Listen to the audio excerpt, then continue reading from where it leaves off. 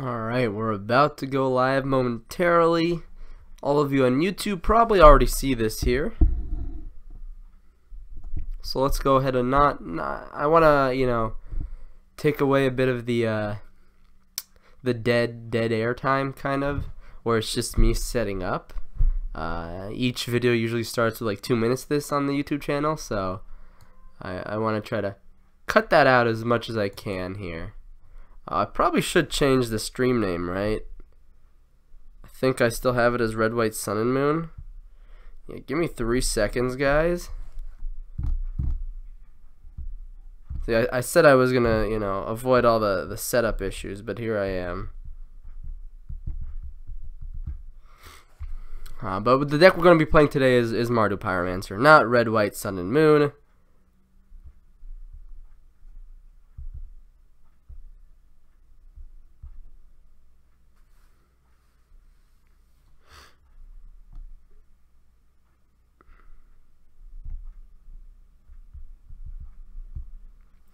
We're going to change that stream name in just a second, so bear with me, guys.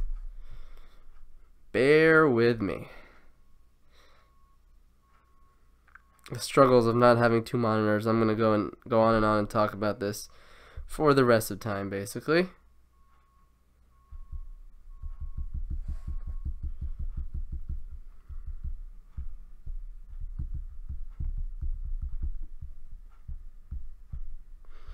Alright, I'm going to update that. And looks like we should be good to go here. Looks like everything's spelled correctly. We are playing Mardu Pyromancer today. Alright.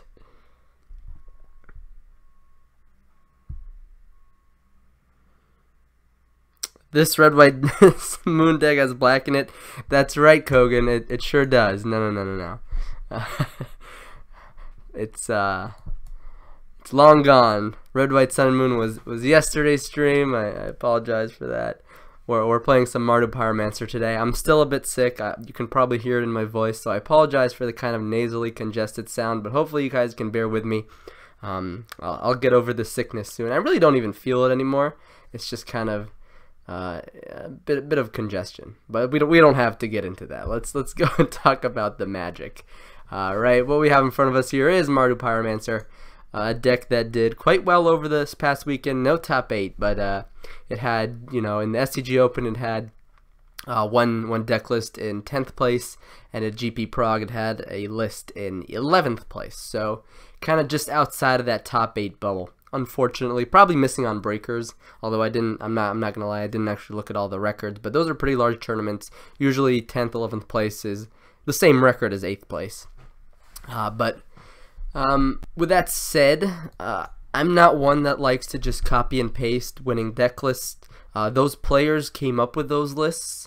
They know how to play them optimally, especially sideboarding. So I'm going to stick to the list that I have been playing for quite a while and the one that I know how to play best. With that said, I don't think there's anything wrong with just copying and pasting the winning ones. I just think that sometimes you should stick to the lists that you have experience with and maybe make tweaks, or maybe read a sideboard guide if it's available for those other lists. I think it's better to play with a deck you're more familiar with, a configuration you're more familiar with, personally. Is this the current build for Pyro? Yeah, this is my current build for Pyro. It's been like this for quite a while. I actually haven't made any changes in a bit, so it's probably time to make changes. It's hard to say, but there's certainly flex spots in the deck that could change, right? We have this Liliana the Veil that a lot of people have been switching to a Hazoret or a Liliana the Last Hope, but I personally really like Liliana the Veil in the main deck, so it's hard for me to cut her. Some people have been playing a basic Plains. They've been cutting a Sacred Foundry for an extra swamp or something like that. I don't know. I feel like this configuration here is very, very consistent at doing what it wants to do. It's the one that I 5-0'd with on Magic Online. Now, that was quite a bit ago. Probably about 3 weeks ago, I think, is when I got that 5-0. So certainly the meta has changed, right? And if you stagnate, you don't update your deck list, you might fall behind the curve. With that said, I think this sideboard kind of hits everything that I want to hit with Mardu Pyromancer. I think it attacks the weaknesses in the right ways. I know some people have been liking Goblin Rabblemaster in the sideboard. Personally, I haven't tried it yet, but I know he's quite good as a clock. Some people have been trying Surgical and Nile Spellbomb instead of the Leyline of the Voids. I have just really liked Leyline of the Void myself. I think it just comes down exactly the time you want it, and it's not even, horrible to hard cast against certain decks. So, hard for me to say what's right, what's wrong, when I honestly haven't tried out Nile Spellbomb or Surgical or, Goblin Rabblemaster, but I think this configuration is quite consistent. Excuse me, guys. I basically just had a lunch for breakfast, so not feeling great. Made some poor food choices, but this is my Mardu Pyromancer. I'm not gonna knock on anyone who plays it differently, but this is the way that I enjoy playing Mardu Pyromancer. It's the one that I personally have had most success with. Mardu Pyromancer is just an insane deck, so sometimes I think it doesn't really matter how you build it, it just kind of pulls you along. Young Pyromancer and Bedlam Reveler just do some insane things together. More White Splash than full Mardu. Oh sure, you're right, that is one of the builds that has been also gaining some momentum on Magic Online. I don't think we've seen any paper results for it, I could be wrong, but there is the list with like Lightning Helix in it. That Selphaseek likes to play. He's the one that, or he or she or whoever they are, they designed that deck on basically Magic Online, popularized it, and now more people picked it up, innovated, etc. But they're on their own kind of build there with helixes and stuff. So there's definitely a bunch of different ways you can play Mardu Pyromancer. This is the way that I prefer to play it. I think it's quite consistent at what it wants to do. And yeah, let's go ahead and run it in a Modern Competitive League.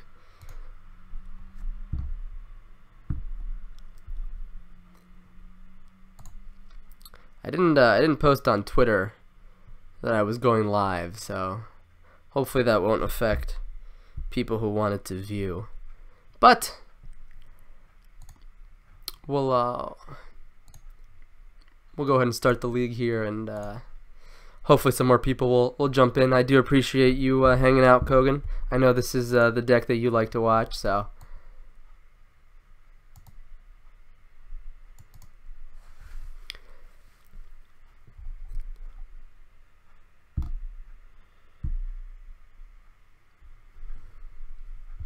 Alright, let's go ahead and jump into our first match. Not bad-mouthing deck, just talking about it. No, of course.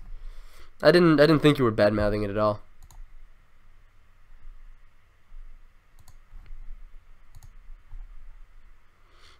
Alright, let's go ahead and be on the play here.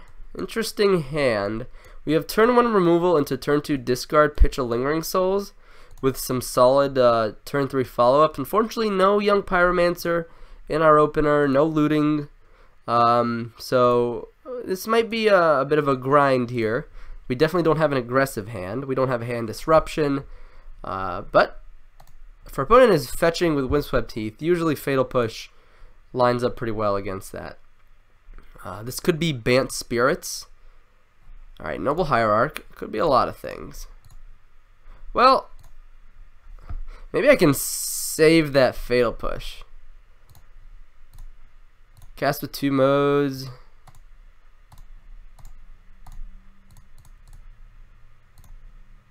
Yeah. Let's save this Fatal Push. It might be better. All right, looks like this is Bant Tempo. So not quite Spirits, but looks like it's some sort of Tempo build, right? It's got Reflector Mages. It could just be Bant Spirits with Reflector Mage. All right, whatever they're doing, they're probably well, they could be playing 2 1-mana spells here. That would be really good against my hand, yeah. I mean, I don't want to say really good, but it's solid. It means, ooh, actually that was a solid pickup. It means my turn isn't completely useless. So I think we're going to start with this Inquisition. Definitely don't want to run out Kolaghan's Command, and Liliana Downtick doesn't seem great when my opponent can just clear it. My opponent drew another Phantasmal Image. I think here I want to... I kind of want to take the Selfless Spirit and then Fatal Push the Noble Hierarch. I'm not too scared of Reflector Mage right now, and stranding them with a bunch of Phantasmal Images seems like a pretty solid plan.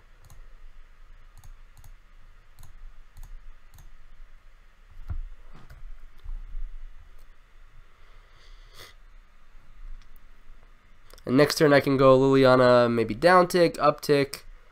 They'll probably just end up, Phantasmal Imaging a Mausoleum Wander. But what's great is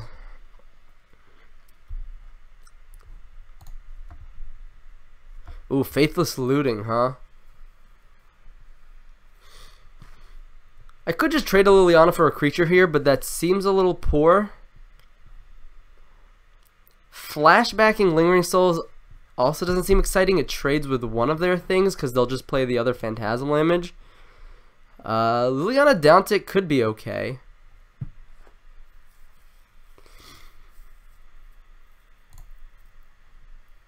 I could... I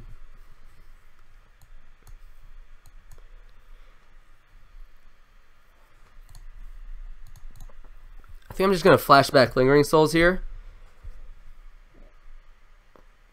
If their plan is to trade with one of my creatures, the issue is if they if they hit a land though and they bounce one of my spirits, they won't get the bonus. Oh, Drogskull Captain. Okay, that's kind of scary. That is really scary. So now we need to find a land if we want to. Oh boy. All right. Well, I think now we have to start here. Okay, probably want to pitch this Kolaghan's Command. It's just not going to do what we want, and this Liliana also not going to do what we want it to do. So here, kind of like just Lightning Bolt the Drogskull Captain right away. If they want to sack both of their Mausoleum Wanderers, then we're going to be in a really good spot. Alright. And we're not in as good of a spot as I thought we were, did I? Right, because they can make me pay 2 here, and then they still have the... Right. Basically, no matter what they do, they will have access to Phantasmal Image targeting Drogskull Captain next turn, right? Because if we try to Fatal Push them right now, they'll just sack the other one. But I guess... Oh, this is rough. Yeah, this is gonna be rough. Now pitching that Liliana was really awkward because that was really our only way to kind of even interact with Hexproof.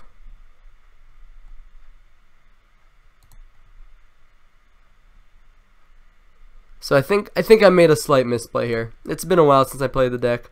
Apologize for that.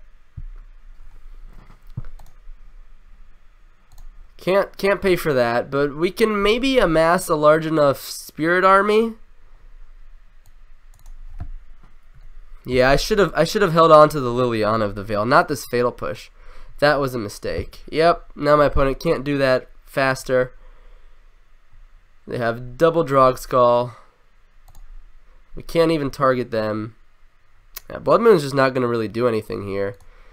So I think I need to Faithless Looting. Bedlam Reveler might be a start.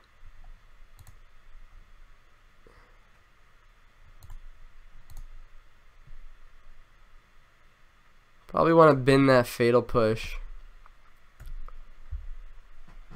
I can't really attack. We have 1, 2, 3, 4, 5, 6 in the yard. Hopefully our opponent doesn't have like Collected Company in their hand as well. That would just be the sick rips, right? I think we need to chump one of these.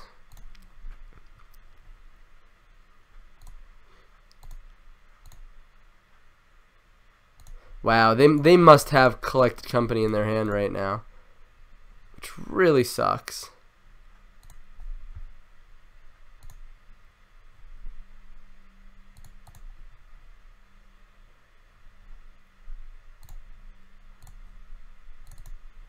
So the reason I fetched there was because I didn't want to draw the only untapped land that I could draw.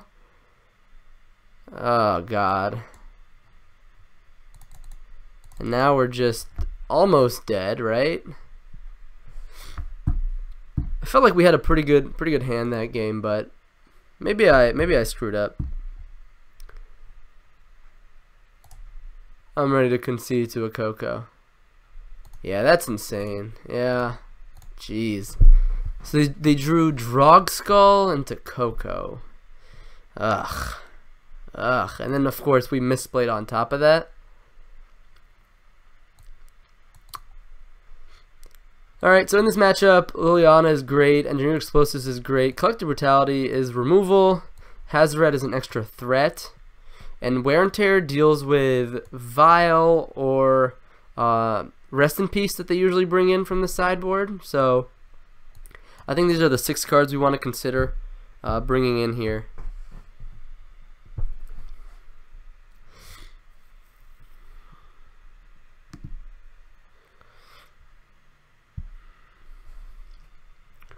What we want to take out, I kind of like Blood Moon, even if they're a Vile build, I still like the Blood Moons.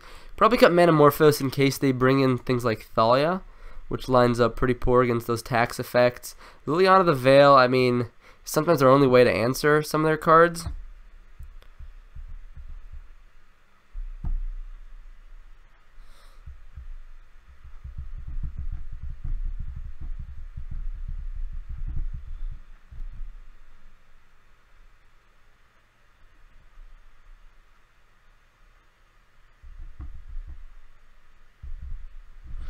Give me 1 second, guys.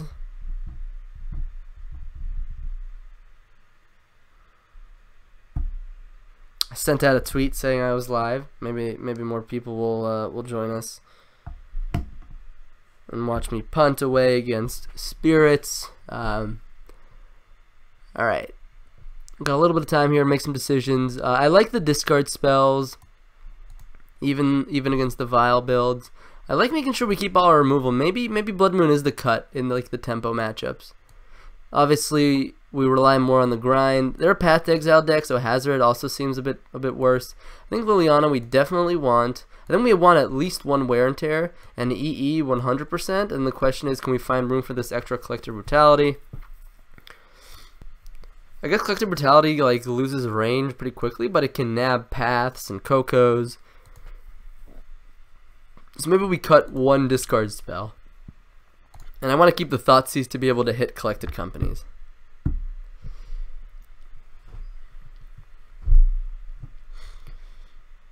Although Inquisition might be really important against Rest in Peace, so maybe that was wrong. But this hand seems reasonable. Still no clock, but we already have double red mana. Our opponent's mulliganing, so that's good for us. So we'll lead on Thoughtseize, try to rip a. Let's see if my opponent scried to the top or bottom. They scried to the top. That might give us some indication on what we want to do with our mana here. We probably just want to take one of the Supreme Phantoms, I have to imagine. Supreme Phantom is just, you know, a ridiculous Magic card.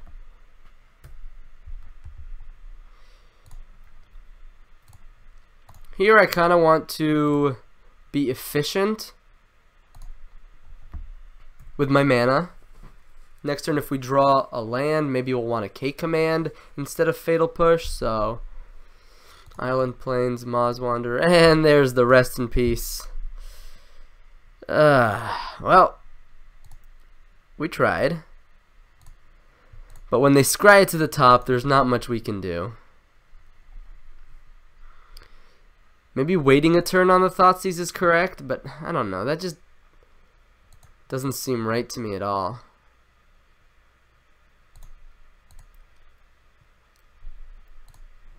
Alright, so they still have 1 Supreme Phantom, 1 Unknown in their hand.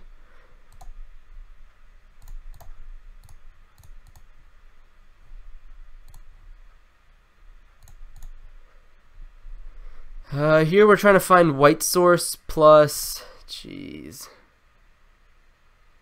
Alright, hard casting Lingering Souls though is one way we might actually be able to win this game, so...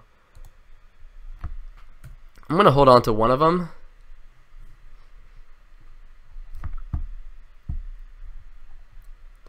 Yep, we'll just dreadbore that. Noble Hierarch. Okay, now we're getting a little punished for not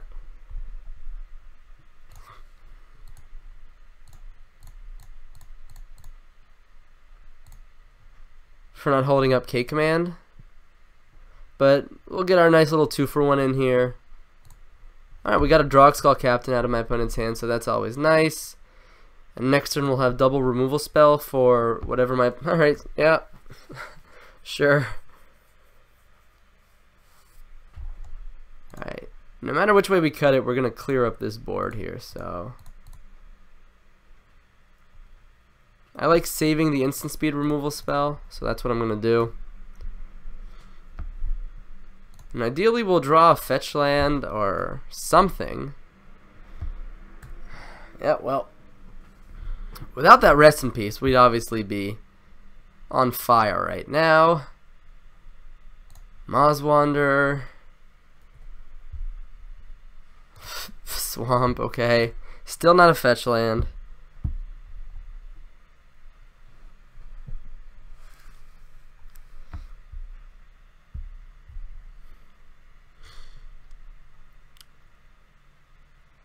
Selfless Spirit. Alright, now we have to make a decision. Do we want this Bolt to eat the Selfless Spirit or the Mozwander?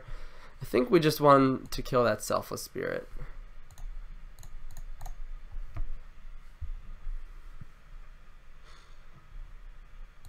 Alright, we'll get smacked for 2 here.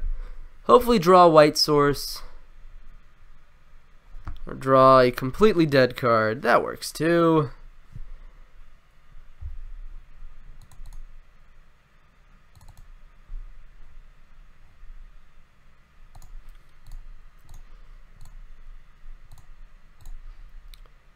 Alright, that's a start.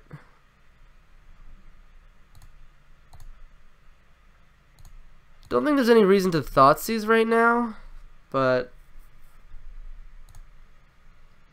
Thoughtseize might be more useful when we want to resolve a spell through a Spell Queller or something like that.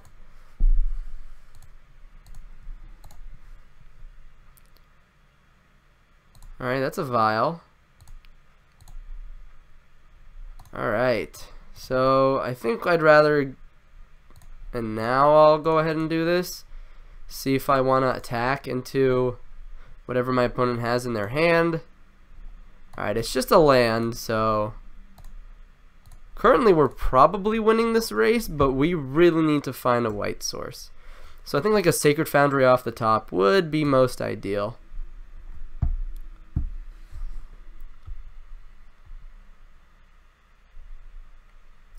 Alright, well, we lost one of our important pieces of our clock, so opponent's still racing. They think they can win this race, so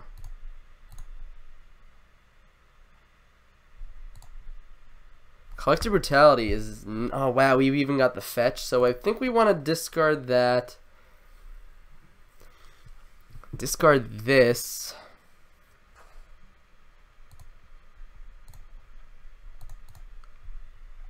Fetch shot, go to 6, kind of scary.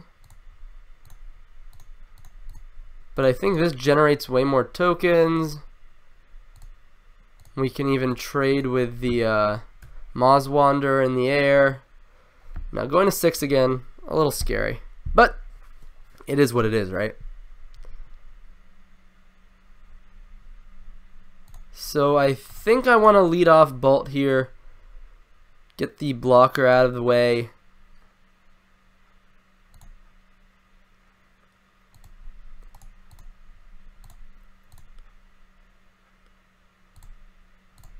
Alright, put my opponent to 5 and win through a rest in peace, maybe? Can we get so lucky? Wow. Alright, that's the power of young Pyromancer right there. I did not expect to win that game after that fast rest in peace. Alright, so Inquisition comes back in on the draw. Probably cut Lily of the Veil on the draw. I really want this other wear tear, but we have EE and wear tear here. That's 2 cards that answer Rest in Peace. And then we have 7 cards that can take it out of our opponent's hand. So I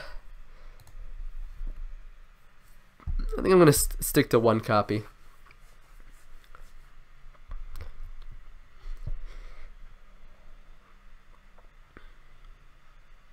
Poof, this hand. I think I'm gonna mulligan that. I think I'm gonna keep that. Oh wow, lightning bolt on top. No, I mean, we really need to find a second land. Ugh. Alright, that's a land, so I'm happy to see that. We will try to Thoughtseize here. See if my opponent wants to counter it. Alright, they do counter it.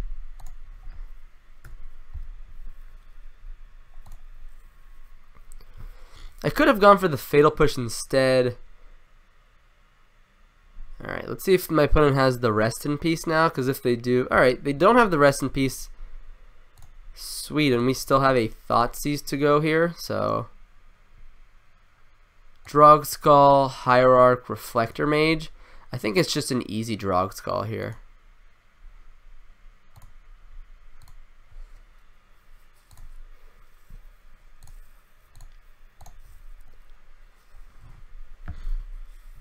And now we're just hoping to hit another land. Alright, there's Noble Hierarch. Okay. Flooded Strand.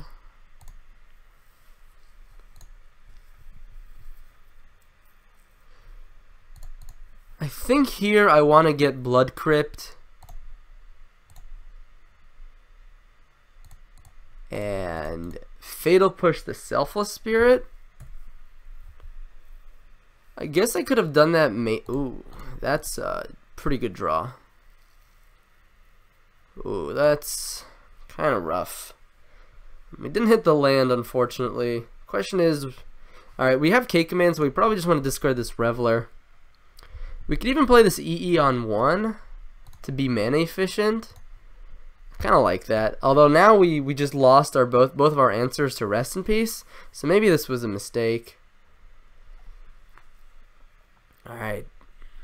Fetch to basic. They want to play around Blood Moon. Alright, do they have the Coco? Man, I think they got the Coco. Here we'll hold up Bolt and EE. Yeah, they drew the Coco. That's really rough. So if they hit some 1-drops here, we'll be able to nab them all. Alright, we did not. They did not. So I think now I just want to go after that Supreme Phantom while I can.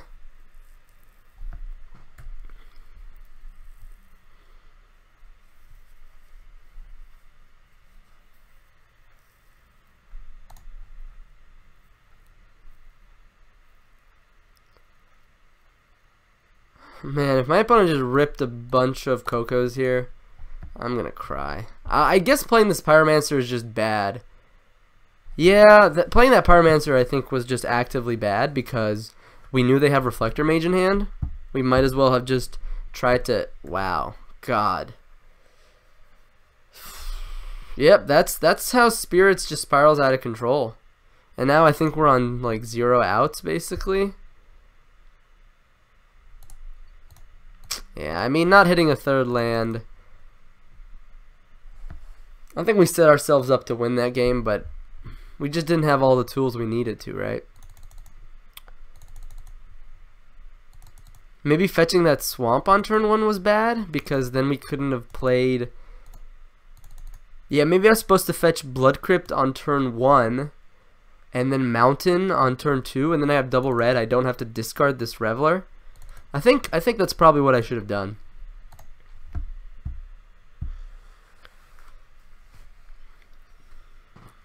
You'll learn from your mistakes. I think that's the most important thing. Is that yeah, you're gonna lose games of Magic and it's gonna feel frustrating. But if you can think back to a point in the game where you could have made a better decision, and you can learn from that, then that's all you can ask for, right?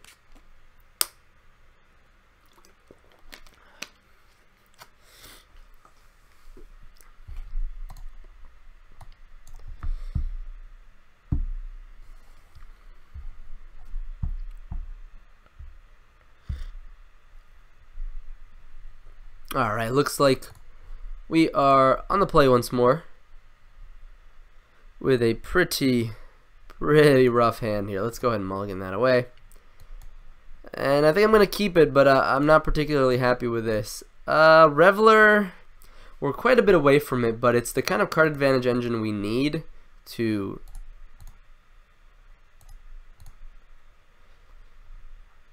succeed. So I'm just going to go ahead and play the Sacred Foundry tapped. Say go. Oh god, is this another Spirits deck? Jeez. Ugh. Just all the Spirits every day. We probably want to kill that right now. We don't want to get hit by a Rattle Chains or something dumb.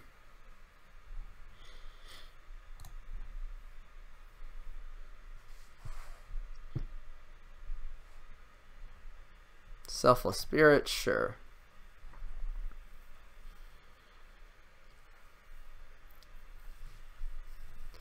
I think we'll just play Lingering Souls next turn.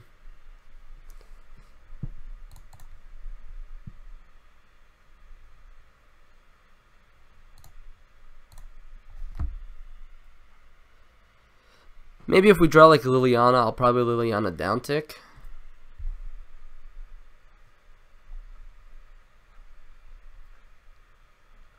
Thoughtseize. Thoughtseize is also very appealing, but it's a bit mana inefficient. So I think I'd rather just get these Lingering Souls out there. Just get on the board. Make it hard for my opponent to attack. Because the more life we have after we're done trading resources, the better, basically the more draws we have at the towards the mid game. Wow, just Geist. Okay. So here I think I want to lead on Thoughtseize. They have Drogskull, Rattle Chains, Spell Queller. So I really don't like that Spell Queller in my opponent's hand, but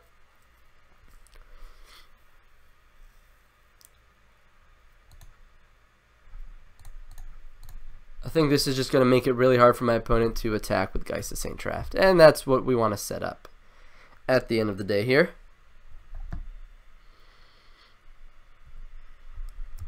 Now we can double block Geist. Opponent just has their basics, so Blood Moon's not going to be too great here. Well, Inquisition is going to be nice if we can get around that Spell Queller somehow.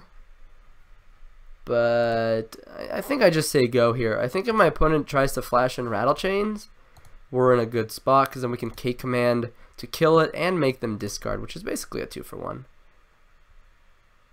Or they'll just play the Spell Queller. Alright, that's less of what I expected, but that either implies they drew another Spell Queller or they just want to start applying pressure.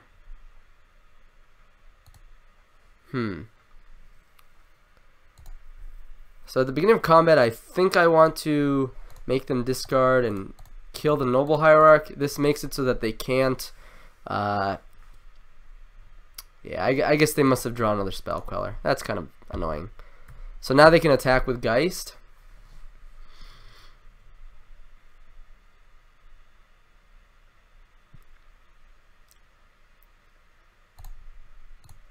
No, if we're gonna chump, I think we chump here. Now we know the last card in their hand is Rattle Chains. So let's go ahead and Inquisition. 1, 2, 3, 4. God. Ooh, well, we could Inquisition ourselves, right? 1, 2, 3, 4. 2 Inquisition in the yard. It means they have a Rattle Chains, but it means we get to deploy Bedlam Reveler this turn, which I think is going to be really important.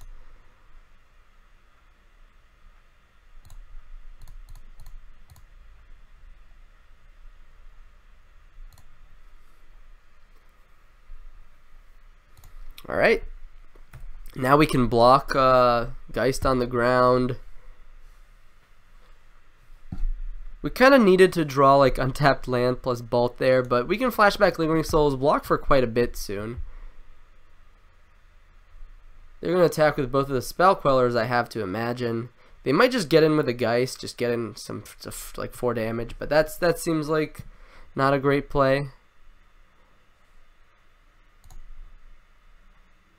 Alright, they just say go. That's always like the scariest part, is just them saying go. K command doesn't seem particularly useful here, so I'm just gonna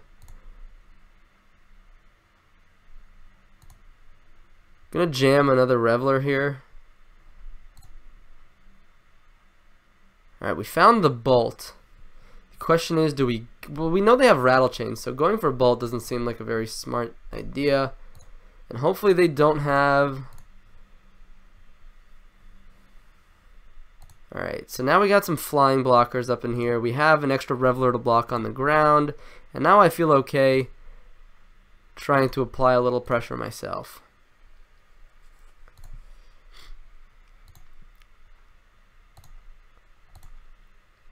K command was just really clunky in that spot, which is why I was okay with discarding it to Bedlam Reveler.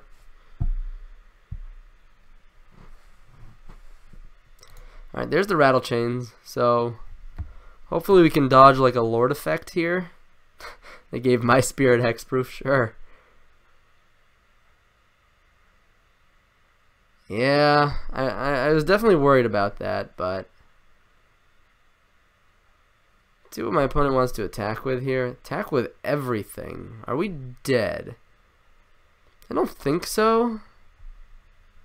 So obviously we block the Geist. We can double block here and then chump here to save 4 life. Go down to 4.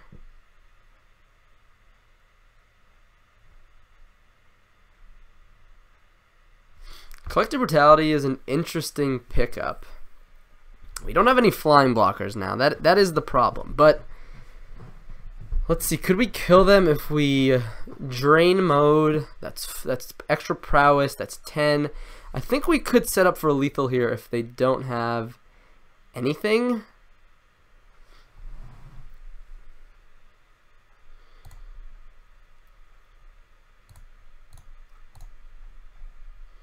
So we'll kill one of the blockers. Discard this young Pyromancer, seems okay to me.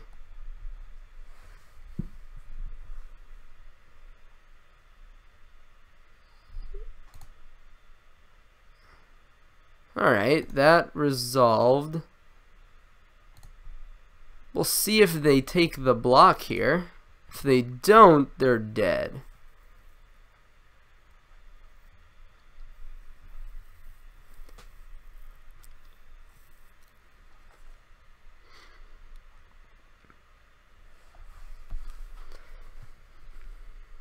Now they could still have like a Rattle Chains. They could have... Alright, they went for no blocks, so I'm not sure what they could have here to save them. But alright. That's how you steal some games against spirits, right? We found the line. A lot of spirits going around right now. I think Liliana, same way as we sideboarded last time, is probably smart. So these 4 cards come in. Liliana and the Blood Moons come out. And the Manamorphose comes out in case they have Thalia. Now we're low to the ground, interactive. Yeah, seems fine to me.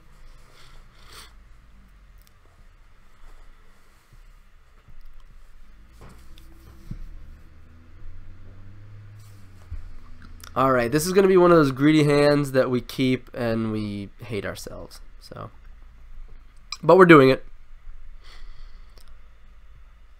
Let's see what the turn 1. The turn 1 play is Vial, which is good because we have K command here.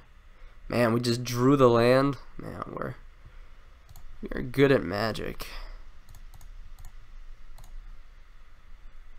Alright, we probably want to take them off curve a little bit, but at the same time, we're probably going to want to take their 2 best cards, and I feel like those 2 best cards are Drog Skull and Spell Queller. So I think I take the Lagziel. That's just the most annoying card to have to deal with moving forward, and then we'll Thoughtseize away the Spell Queller and let them cast the Selfless Spirit. It'll get in for a bit of damage, but we can set up some a turn to really get our opponent. Alright, they play the Flooded Strand. They've got one unknown card in their hand. Get a Plains. They're still playing around Blood Moon. That's good for us, even though Blood Moon is not in our deck anymore. They play the Selfless Spirit. Alright, so I kind of want to Thoughtseize. Ooh, okay, if I want to... I think I'm getting a Blood Crypt anyways with that other land, but that would put me down to 13. No, I think I need to get a Swamp here. I guess maybe I should... Well, if they have Mausoleum Wanderer, I really want this Faithless Looting to resolve.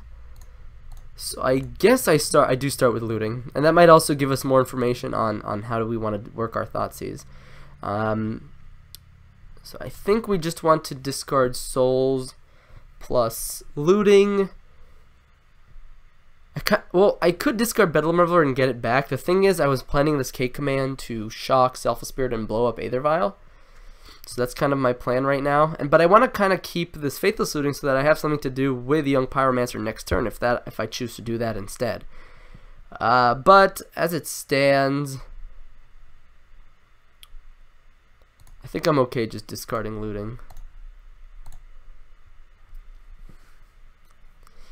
Supreme Phantom. I think I still want to take the Spell Queller here. We have more answers to Supreme Phantom than we I think. Well, I guess Supreme Phantom gets protected by the Selfless Spirit, but I think we're in an okay spot here.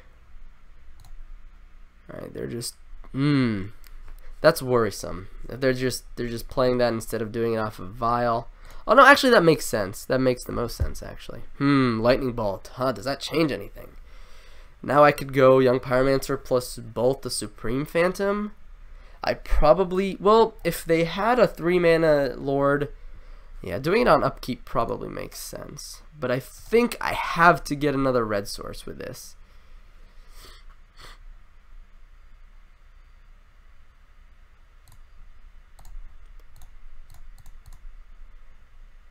And then, well, yeah. I mean, I think doing it on upkeep just makes sense, right?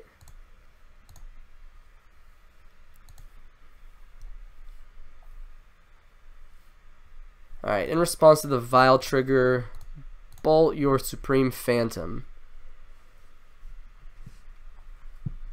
Alright, they make Supreme Phantom indestructible. That's fine. We wouldn't even be able to block it anyways. And this saves us some damage this turn. Lagziel Captain would be kind of scary right now. Alright, Mausoleum Wanderer, also not bad.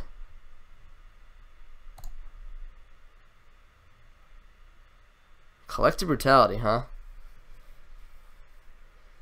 So K-Command just gets countered, but Lingering Souls doesn't necessarily get countered, so I kind of want to lead on that. See if that resolves. It does resolve. And I think maybe I don't offer the trade. No, I think I offer the trade. I think this Mausoleum Wanderer is pretty good. Yeah. My opponent sees it. They're like, you know what? I think this Mausoleum Wanderer is quite good.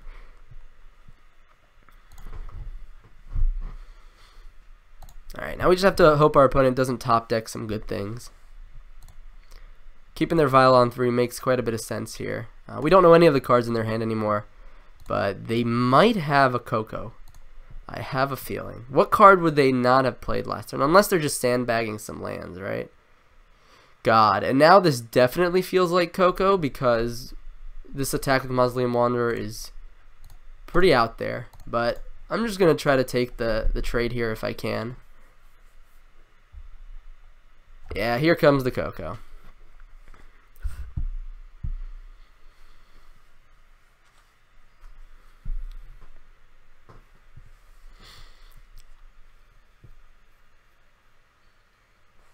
Yeah, maybe I don't know.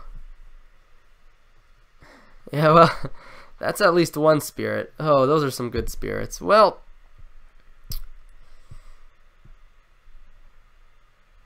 we just lost 2 spirits. Huh.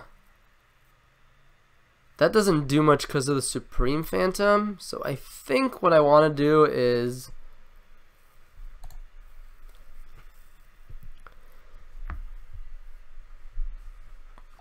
Am I dead because of the flyers? That's 3, 4, 5, 6, 7, 8 in the air. I think no matter how we cut it, we're dead here, but I'm going to let my opponent...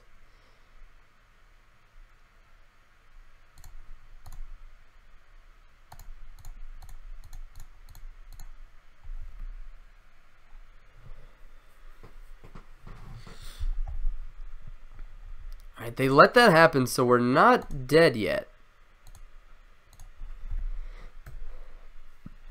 Right, that's 4. Oh no, that's still 7. What am I doing? This is what happens when... Alright. Okay.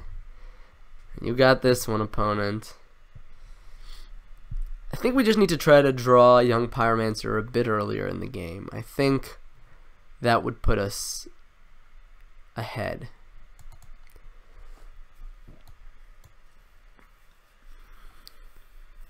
I think maybe on turn 3 I was supposed to get rid of that Aether Vial, but I'm not sure. I think we just run it back. I think we want 7 discard spells again to hit Rest in Peace.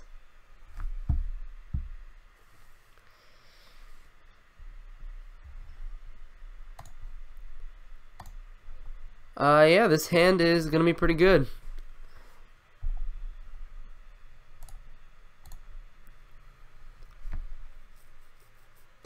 So turn 1 Thoughtseize, turn 2 Pyromancer, turn 3 Brutality, or maybe even Hardcast Lingering Souls, depending on what we draw.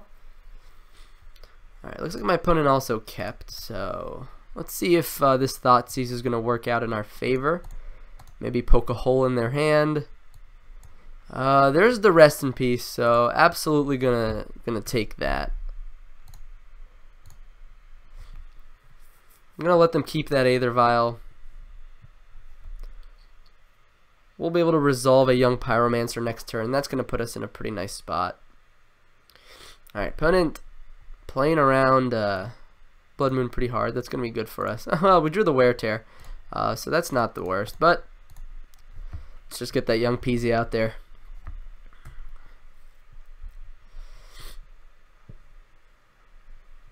Alright, Vial on 1. Playing Island. Well, I kind of just want to destroy... Well, let's start with an attack. See if my opponent flashes in something off of that Vial. And if they don't, we can... Alright, there's Rattle Chains. I guess now we don't have an answer to that Spell Queller. If we bolt this Rattle Chains, but I think I'm okay with that. Fortunately, no third land for us here. K-Command blowing up Vial and then hitting that Spell Queller would have been pretty sweet. And then hitting the Rattle Chains would have been really nice. Sorry. Alright, but now the Spell Queller is gonna cause some issues, and these Collective Brutalities are not doing us any justice in our hand. So I think I want to set a stop on my opponent's upkeep and try to Wear Tear the Aether Vial on my opponent's turn.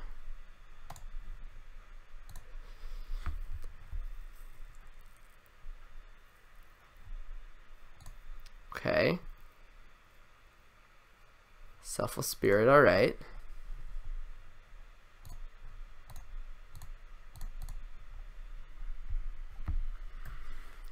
And if they want to Spell Queller that, they can feel free to do so. And they choose not to. So at least we got rid of that vial. Now they'll... Alright, no collected company. So we still know 2 of the cards in my opponent's hand. Wow, attack for 2. Sure. I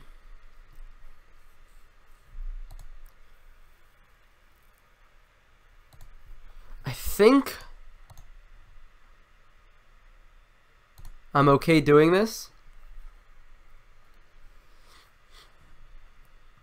Trading Young Pyromancer plus Brutality for Spell Queller. Playing around the Spell Queller is just going to be really hard moving forward, so...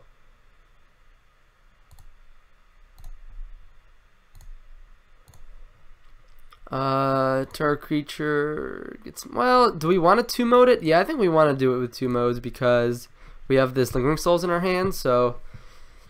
target creature gets -2. The question is, do we want to drain or look at my opponent's hand? The thing is, they played Botanical Sanctum last turn, and we know one of the cards is a Plains. So the drain mode might just be more valuable. If they had Path to Exile, they probably wouldn't have made that trade. So I think the 2 life is actually way more worth it here.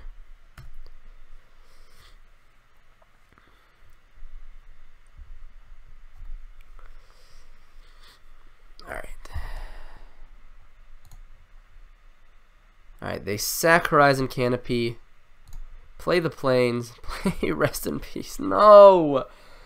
At least we have another Young Pyromancer here to try to build up a board state with. And this Liliana, the Last Hope, if we hit another land, seems to be pretty alright. And we're kind of winning this race, right? We kind of need our opponent to have bricked a bit, though. Rest in Peace is definitely not a brick, though. Rest in Peace is not a brick. Thankfully, none of the cards in our hand require the graveyard, so at least we have that going for us. And that's a Draw Captain. Oh boy. So I think we really need a land here. I guess we don't technically need a land, right?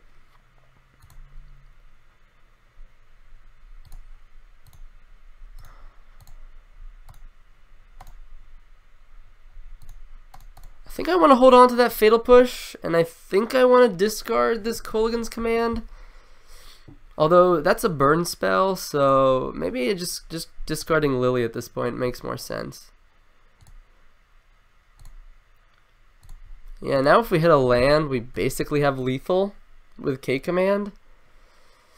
I guess we already have lethal on the board. Our opponent is going to be forced to chump, and we have the Fatal Push to clear at least 1 blocker. My opponent would, if the best way my opponent gets out is this. All right, never mind. They're just dead, I guess. Wow. All right, we won. What was it? A couple games through Rest in Peace this league already with Young Pyromancer. All right, that's a Banned Spirits round 1, Banned Spirits round 2. Lost 1-2 first time, 1-2-1 second time. So let's see if we can try to get a different matchup this time. Hi, lands seem like quite a problem. Yes. Hey Hansa, how you doing, man? Yeah, hitting that 3rd land with this deck is really hard sometimes. We are only on 20 lands, and we don't always see Faithless Looting to go through our deck every game. So it happens every now and again with this deck that we don't hit our 3rd land on time or at all. But we can still win through that, right?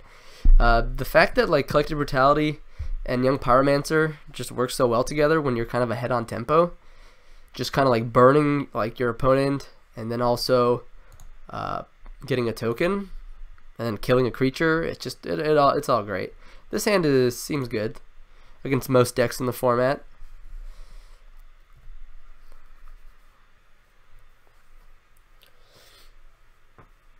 Sacred Foundry, huh? Alright, that's a Goblin Guide. So I could lead with Lightning Bolt here, but then we're cold to an Eidolon. So I think I actually lead with Inquisition here. As weird as that might be.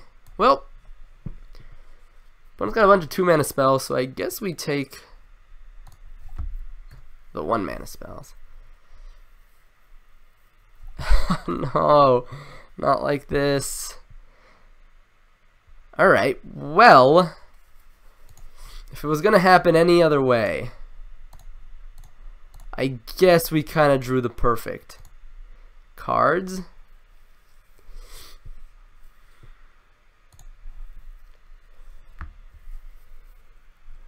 I kind of want to just take the lightning bolt here. They're only castable spell currently, and we have Blood Moon in the deck to shut off Boros Charm potentially. Alright. Is it a Rift Bolt maybe? Yeah, Suspended Rift Bolt. Wow, we've just gotten a lot of lands here, and I don't mind at all. Alright, so Lingering Souls gives a target for Searing Blaze, which is kind of not great, but I think we want to try to get a clock going, so.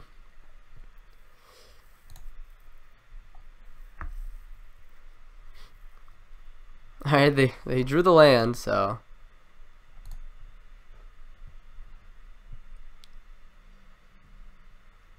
Alright, they're going to Searing Blaze now, which is fine. We'll bolt this now, which is fine. Jeez, we have gotten a lot of lands off of that Goblin Guide, huh? Another Reveler, not great. So I think we just play that tapped and attack for 1. How many lands we play? 20. We play exactly 20.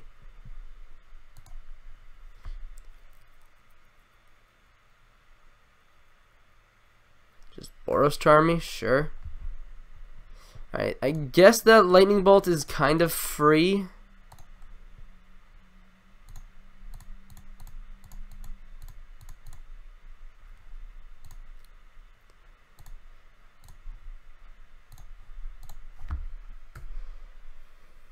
So now if my opponent has a 1 mana spell plus a land in hand, plus Searing Blaze, then we're dead. That looks like what might be happening. Even, I think my opponent drew really well there. I'm not gonna lie. Oh wow. Oh wow, maybe they just don't have anything. Can we win this turn?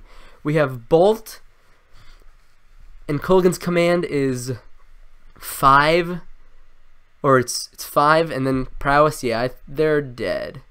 So, make them discard.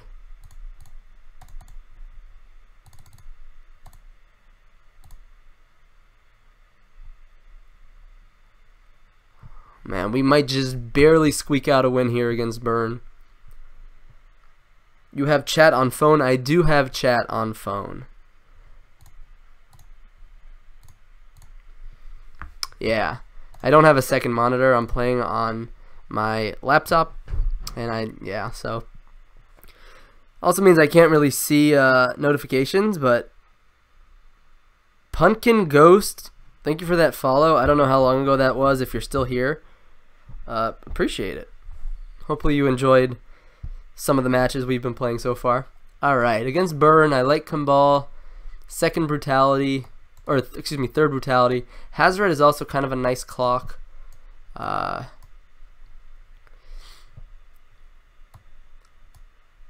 Here we can cut all of our Thought Seizes, pretty easy cuts. And probably cut 1 Blood Moon on the draw.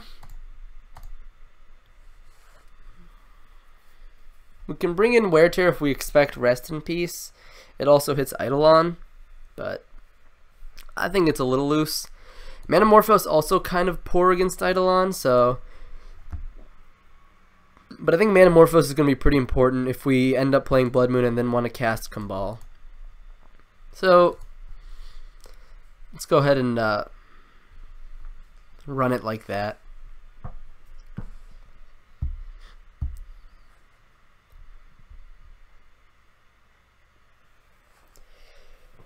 How are you guys doing today?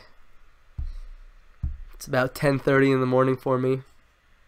Hope you're having a good time wherever you are in the world.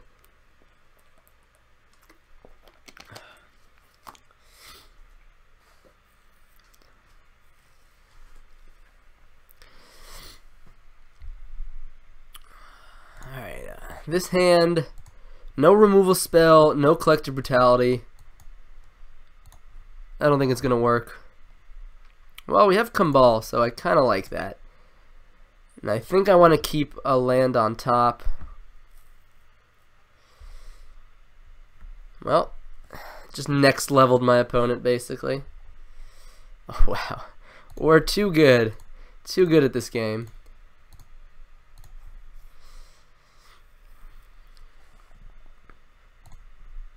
Alright, we'll see if my opponent plays an Eidolon here.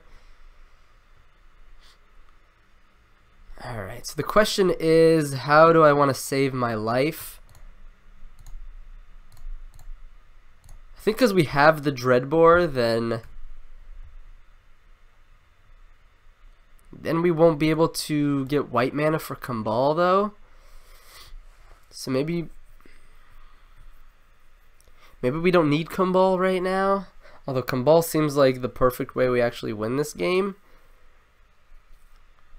You go to the Modern Open in Baltimore this past weekend. Hey, Hoyt Sharpshooter, I did not. I was really sick over the weekend and a few days before the weekend, and I just felt like I did not. I would not have played my best, and you can probably still hear it in my voice. But yeah, I did not think I was in the position to do that. So let's think here. If I fetch up Sacred Foundry, I go to 15, shock, go to 13, and then I go to 11 to play Kumbal, and they just like bolt it. So that just seems kind of like not great for us. I think we'll probably draw more fetch lands down the road. I think we just want to preserve our life and make sure the game goes on for as long as possible. Alright, well, another Eidolon kind of sucks, but... Well, there's a Sacred Foundry.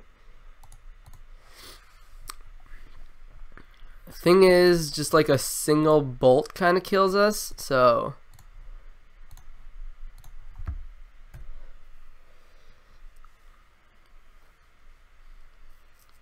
I will probably take the trade for the Eidolon here. Alright, they're going to bolt the Young Pyromancer, which is what I expected. You know, whatever creature I play was going to eat a bolt, so that's why I didn't play Kumbal. They even have Grim Lavamancer. Alright. Inquisition. Well, again, Inquisition is not fantastic in the face of Eidolon. So I could beat one Eidolon. I wasn't sure that I could beat two. Oh, and hey, thanks for the follow, man. Hoyt Sharpshooter. Just saw that. We're almost at 100 followers. I know I set the goal to 150 because I was just kind of reaching, but that's awesome. Thank you guys for the support. Interesting. No attack. So if I play Hazoret, I could set up to be able to attack with it next turn.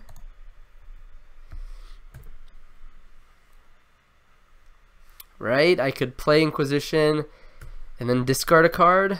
I could Inquisition myself even.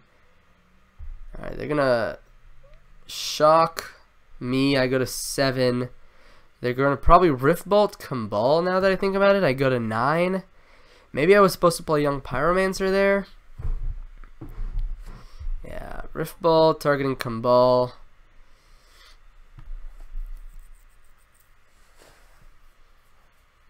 The greed, yeah, right. And you gotta try. You gotta reach though. You don't want to set. You want to set goals that you might have a hard time reaching. Oh wow. Yeah, they would block with. I guess if they attack with both here though. You gotta set a goal that you might not be able to reach. That's what I was thinking.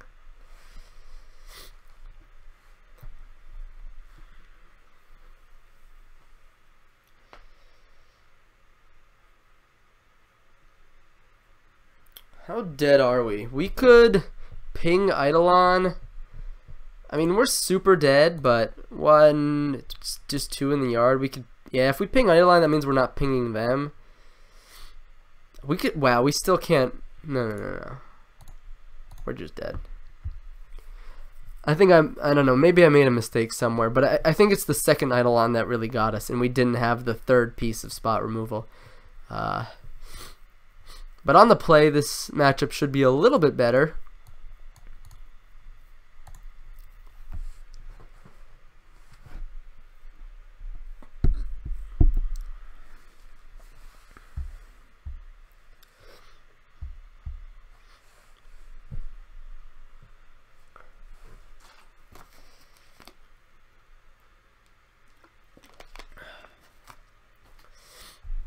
Alright. Well, it's a hand. No spot removal. We have Pyromancer into Liliana, though, but that's just not going to get there in this matchup. I'm going to aggressively mulligan here. Here we have at least spot removal to deal with a creature, and I think that's going to be really important. Bedlam Reveler is not what we're looking for in this matchup. Let's see if my opponent's cried to the top, so that's a little unfortunate. If we can fade a turn 1 burn creature, alright, fading a turn 1 burn creature is actually really nice because we can actually fetch up our white source here.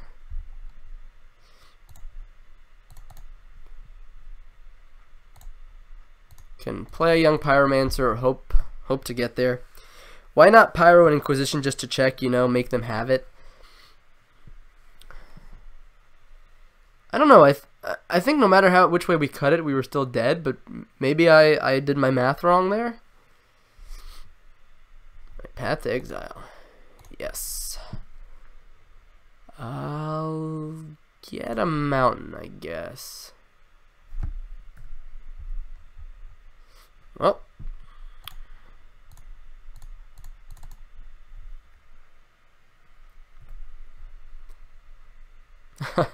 Alright, my opponent's clock may be a little faster than mine. Alright, they're shocking. Bolt me. Oh boy. Okay, well, we're bolting that. Because we're flashing back souls next turn, so.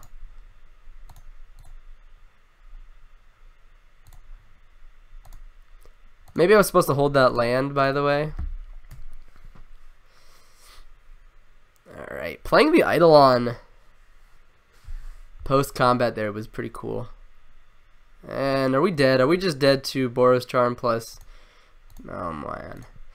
I was gonna say, if we were just dead. I'm gonna hold on to this fetch.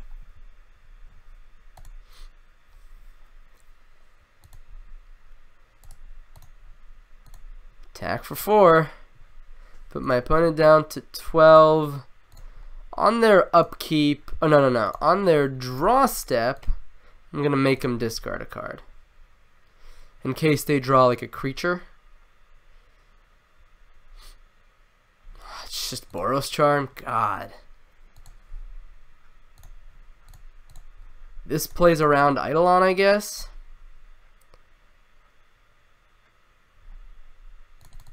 Alright, Goblin Guide. We got a Goblin Guide, so I guess that's not the worst. Now we need to fade one more draw step, and they're dead.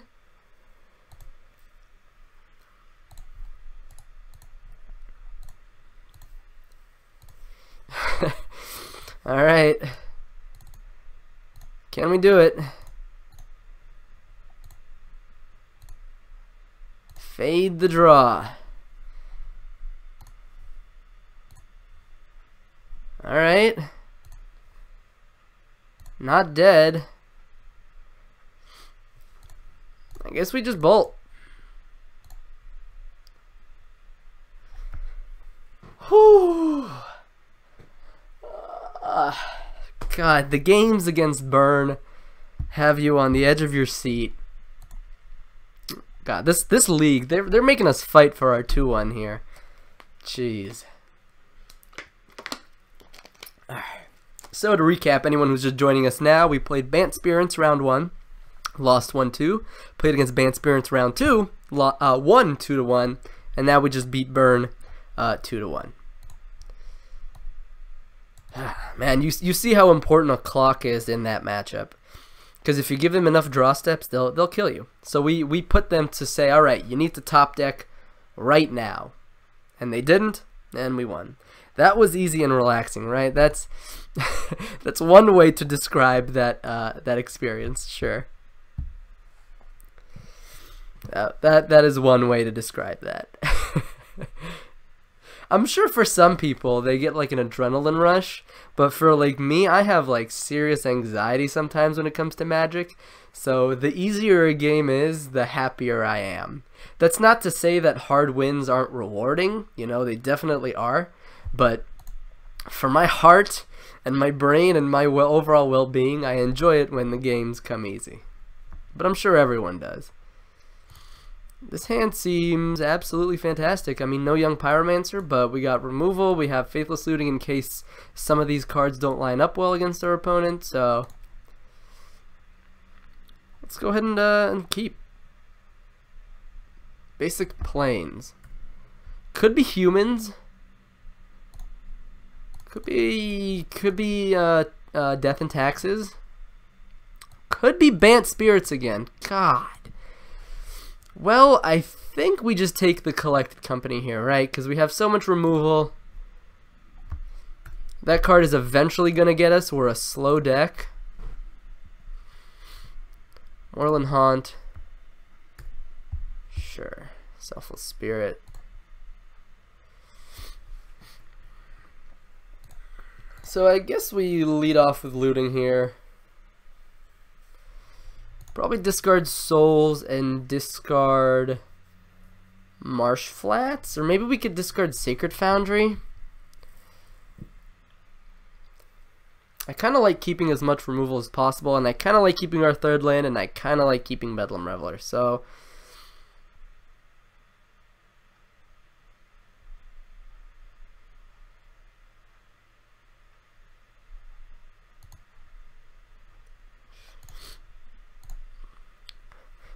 in the case that they like want to play Phantasmal Image, copy Selfless Spirit, I'm gonna hold up removal for that. Now this does mean we open up to getting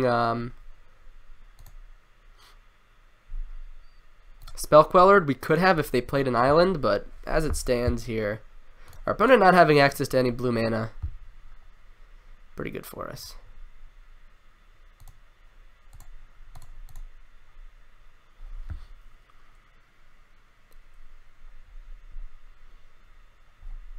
Ooh, alright, alright. Maybe I should have just done that main phase.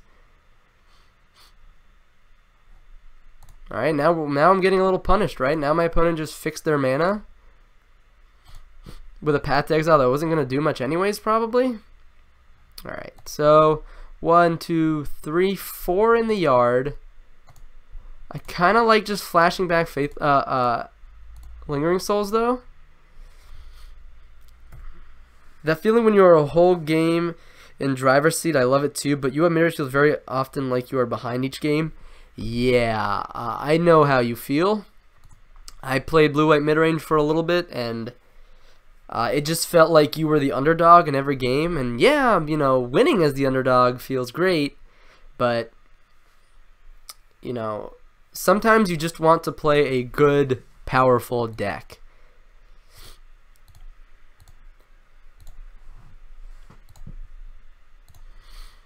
I think we can pretty freely Fatal Push that Mausoleum Wanderer here.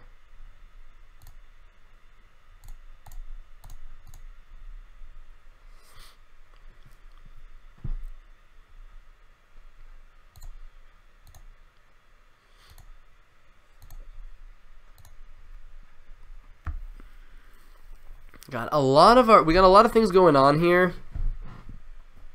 Let's see. 1, 2, 3, 4 in the yard, and I don't know. I think obviously we start with an attack. This is one of those moments where I wish I had like a young Pyromancer to push my advantage without having to kind of unload my hand, because we are the control deck here, right? Interesting. So I guess we can bin a Dreadbore, bin a Marsh Flats.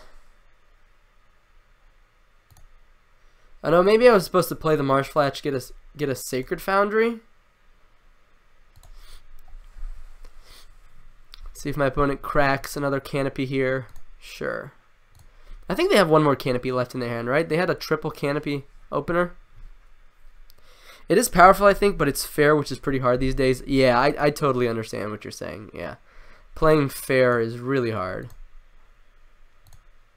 So I could be mana efficient and play this Bolt, but I have a feeling my opponent might be holding up Collected Company, so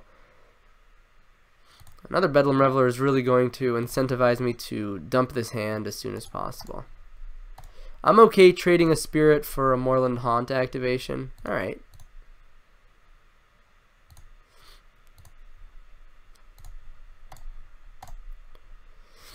So now I'm getting a little punished for my sequencing. But we kind of know that their deck doesn't really have a way to counter Bedlam Reveler once it's resolved. I'm sorry, on the stack. Here, if this gets nabbed by a Spell Queller, I guess that kind of sucks, but that's Magic sometimes.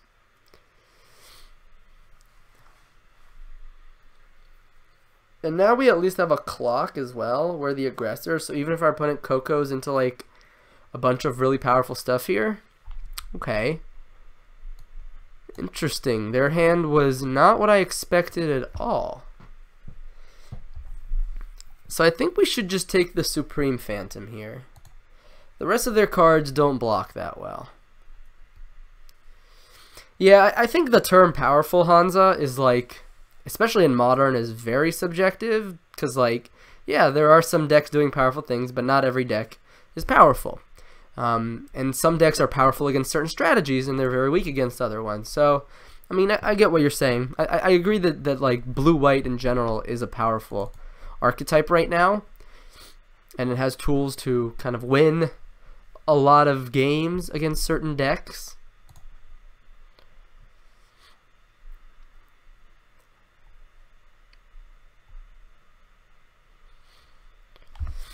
This is, I just want to remind you guys, this is the third Bant Spirits deck that we have played this league. Number 3. Literally everyone and their brothers are playing this today. Interesting. Oh my god, that is such a sweet interaction. That was a sweet play from my opponent. I think I should have gotten a red source now that I think about it. Whatever. Thankfully we can, kill that quite easily. But now we don't have a clock, which kind of sucks. I mean, a better clock. There's a Blood Moon. So, do we want to lead? We'll lead with Manamorphose. Make a black and a red. I guess I kind of want to check for Collected Company, but at the same time I kind of don't. So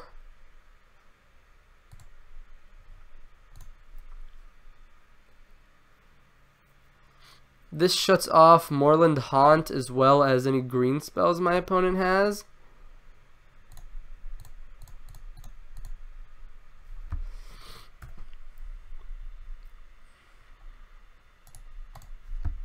And now with all of our lootings in the yard and our opponent's inability to cast multiple spells a turn, I think we're going to be in a pretty good position to win this game, but I could be wrong. Opponent could easily be sitting on like a Spell Queller right now.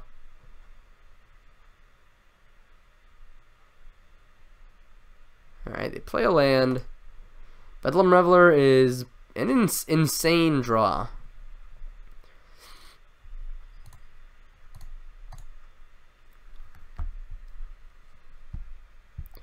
Probably the best draw in our deck.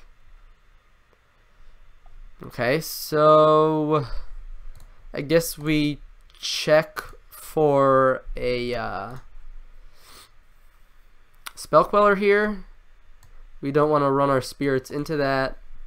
I guess I should have led with Thoughtseize if I'm playing around Spell Queller, right? And now the question is it just better to play a land in Faithless Looting? I don't think so. I think I'd rather strip my opponent's hand of another Spell Queller or a bunch of stuff. So, scariest card if they draw a forest is Collected Company. So, we'll definitely cut them off of that. Now, if they attack with Spell Queller, wow, they just concede. I don't think my opponent loses that game necessarily. Yeah, we back on Mardu. Back on Mardu. And loving it. Mardu, like, even though, like, you don't, the games are stressful and you make a lot of decisions, it does feel like your decisions matter. And the more you play with the deck, the more you play the deck, the better your results are. So that's kind of what I enjoy about Mardu Pyromancer. It feels like the practice pays off. Been kind of sad about Mardu with my experience. You mean like the deck has not been performing well for you, Poisonly? This is what we cut last game. Last time we played Bant Spirits, because Blood Moon's not great. They'll play around it pretty easily. And they have Hierarchs and Vials. Liliana the Veil is really bad when they start going wide. And Metamorphose is pretty poor if they side in cards like Thalia. Collective Brutality is great removal plus a burn spell. Liliana is great. Wear Tear hits Vial plus Rest in Peace, and Engineering Explosive hits creatures plus Rest in Peace. So that's going to be our reasoning there. Yeah, exactly that. You find this a really good deck if the meta is filled with humans. I think this deck has a better humans matchup than most decks in the format, yeah. I think if you expect humans to be in your meta, this deck is quite strong. This is a fantastic hand. We have removal, we have Young Pyromancer, we have extra pieces of removal, we have Bedlam Reveler to work towards. Of course, the only issue would be like a Rest in Peace off the top for my opponent. Like Rest in Peace plus Path to Exile would be the worst combination for us. Right now, I don't think there's any reason to Faithless Looting. I think we can just kind of sit back, play reactively. I end up needing pressure and I can't seem to apply it. I understand that completely, but personally, I haven't felt that to be very much of an issue. I get what you're saying, but I haven't experienced it myself.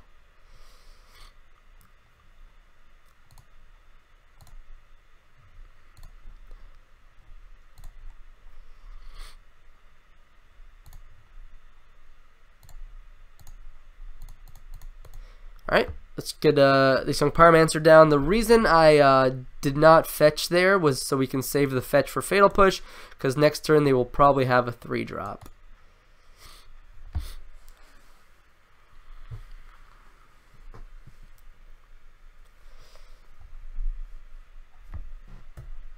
And now we can even beat a Spell Queller, which is just awesome.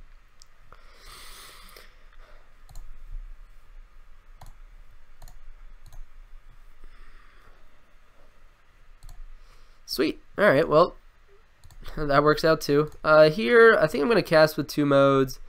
No. I'm going to, well, no, I'm going to value the cards in my hand right now. I'm going to try to nab a Collected Company out of my opponent's hand right now. I end up needing pressure and I can't seem to apply it. Seen some lists with Rabblemaster.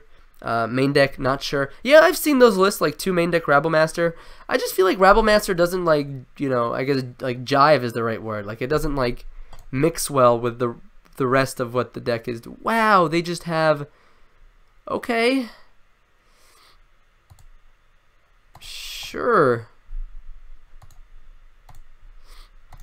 I guess with Rattle Chains and Spell Queller, the issue is now all of their spirits will have flash, so I'm just going to put my opponent in the uncomfortable spot of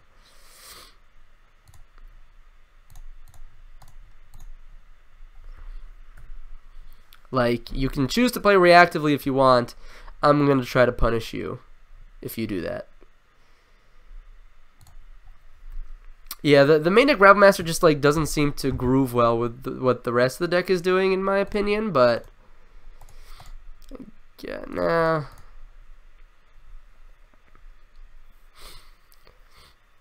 Let's see if my opponent wants to snap off this Spell Queller here or not.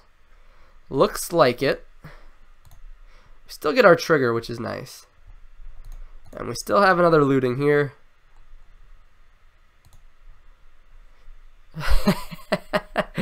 Oh, yeah, well... God, how greedy is it? Maybe this was supposed to be a Blood Crypt. How greedy it would be to discard the Bedlam Reveler. I think that would be pretty greedy, right? What if we just discard one of the bolts, discard the swamp?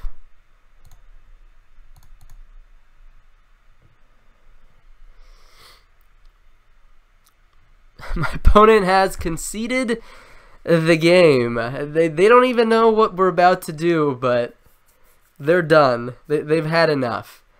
Yeah. The issue, I think, when my opponent playing reactively was now we controlled the tempo of the game and we had perfect information. So it's just like my opponent couldn't even leverage the fact that I had to maybe play around something or think about something. It's like I knew something was there. I could craft my whole game plan around it, and that was able to beat it, right? Yeah, I mean, I'll take it. That's 3 Bant Spirits decks this league, guys. That's Bant Spirits round 1, Bant Spirits round 2, Bant Spirits round 4. We beat it twice, lost to it once. It's a good deck. But at least we got our three wins here, so we got our money back at the very least. That's all that matters to me, right? Breaking even. Hand is not bad. Well, if you discard Barrel against creature deck, what does it say to your opponent? Yeah, that's a fair point, Hansa. Yeah, I started watching you because of Mardu.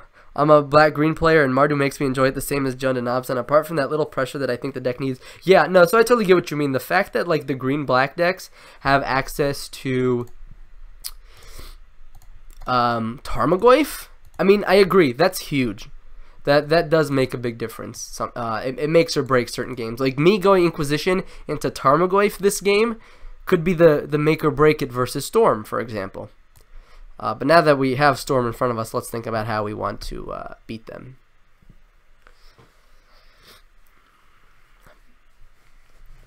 So, Baral doesn't do much if they don't have rituals. However, I could see ourselves getting into quite a pickle if my opponent goes like Baral with Remand and things like that. So, I kind of just want to take the Remand here. I think that's going to be the most annoying card for us to deal with. And we have a Bolt to answer the Baral.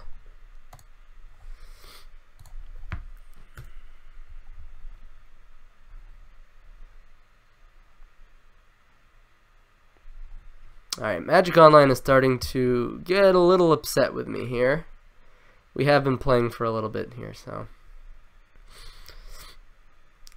We could Manamorphose main phase. See if we hit something good. Hello, do you play any Commander? I used to play Commander, not on my stream. I used to play Commander on paper. I haven't played it in a really long time, though. The issue is my university's Magic Club meets at times that are quite awkward for me. So I tend to play a lot of online Magic these days. So in case we draw Faithless Looting, we'll make a red. In case we draw Thoughtseize, well, in case we draw nothing. I guess next turn we can go Liliana Downtick on Baral, which isn't the end of the world. Where do you go to school? I go to school at the University of Maryland, College Park. I'm a master's student in my 2nd year. Alright, there's Baral, Shivan Reef. Well, I guess I play that.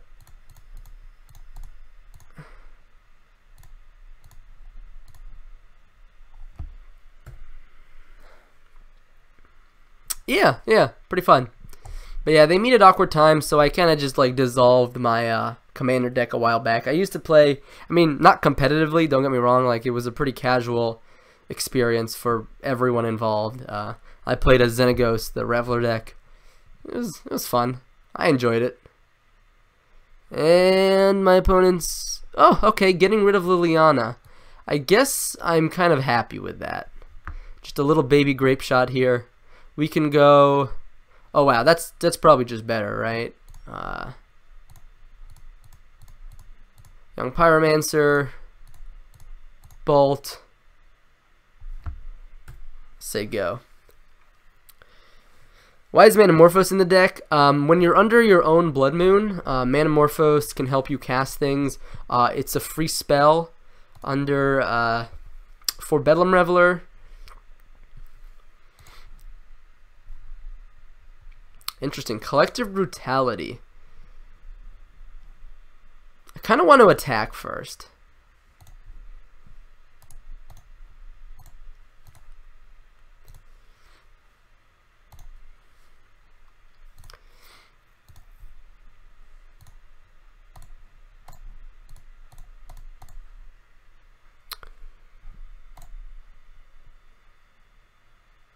Alright, a remand is coming here, I imagine.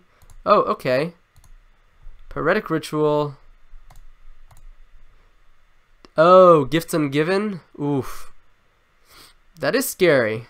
That is a little bit scary. I've never played online. I usually play on paper pretty casually, but now all my friends I play with moved away, so now I just watch random people on Twitch. Yeah, I totally get you, Diminished C. It's hard to get a commander play group going, especially when your friends move away or you move away or schedules are messed up. And honestly, I've seen people play commander online, and it seems pretty, I guess abysmal is the right word I'm going to use there. It seems pretty horrible to watch. So that's just my experiences with it, though. Either way, I'm going to keep watching your Mardu, trying to suck some knowledge. Awesome, Poisonly. Hopefully it helps you a little bit. I can't claim to be a perfect player, but I do claim to have a lot of fun with the deck. So we know there's already a Desperate Ritual in my opponent's hand.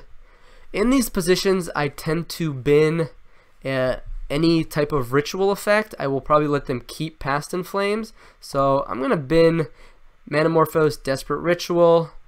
I'll let them get on a land that ends up coming into play untapped. They get to keep these two, and now I get to still duress their hand. Take the Desperate Ritual. Now I'll get a Swamp and a Mountain. Oh, no. Oh, wow, I almost screwed myself up there, right? Have to get a Sacred Founder here because I tapped incorrectly. See, this is what happens when you talk too much. You forget how to play Magic. So my opponent can easily win this game. We actually don't. We do have a 2-turn clock here, but I think if we don't find another piece of hand disruption, we're gonna be in a rough spot. Because next turn, our opponent's gonna Pyretic Ritual. I still think they need a mana reducer. Well, that's not the best. So I'm gonna swing in here. I guess I'll flashback Lingering Souls in case my opponent does a baby grape shot. Although I guess this plays into our opponent top decking Remand. Hold on to the land in our hand for Faithless Looting draws, but if my opponent has it here, they have it here, right? If they have double Ritual, they have the Goblin Electromancer. I think that's going to do it, right? It depends if they have one more Ritual in their hand here. Oh no, nope, they have it. Yep, so they needed the cost reducer to win from here. And they found it. They do have one Manamorphose in their graveyard. Alright, Storm count is 5. They have 1 Ritual, 2 Ritual, we're dead. Alright. So imagine how different that game might have been if we had a turn 2 Goyf, right? or even a turn 2 Scavenging Ooze. So I think you definitely give up some points with this deck. Okay. In this matchup, we probably want to cut the Dreadbores. K-Command is pretty inefficient. I like Collective Brutality in this matchup. Leyline of the Void is also ideal. We definitely want Kumbal. Oh, definitely don't want Blood Moon. EE helps us kill Empty the Warrens tokens. So I kind of like that. Wear Terror doesn't do much here as far as I understand. Hazoret, it's a clock, but it's a slow clock. It gets remanded to Oblivion. So I think Leylines and Collective Brutality are the cards we bring in first. And now we probably want to trim Manamorphose, and then maybe a K-Command, and then bring in Kumbal. How good is Liliana? I mean, they did Grape Shot it away. It's good when they have things they don't want to discard. Maybe we can bin one Fatal Push here.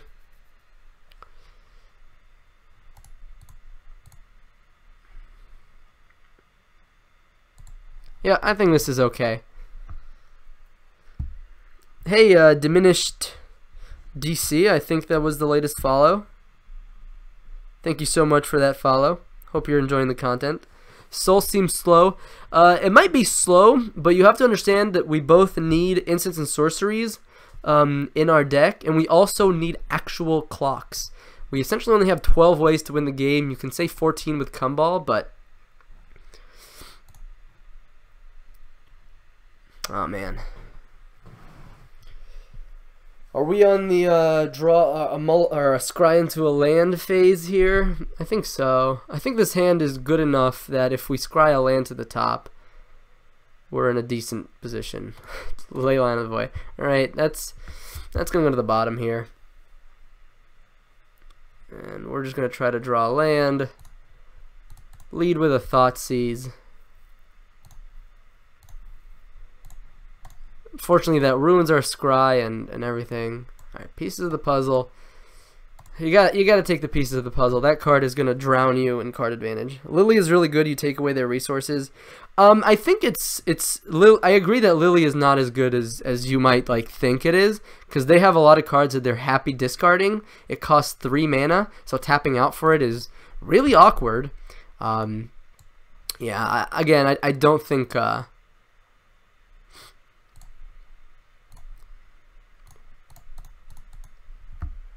I don't think Liliana is as good as it might seem. It's good on certain board states, and it's really bad on other board states.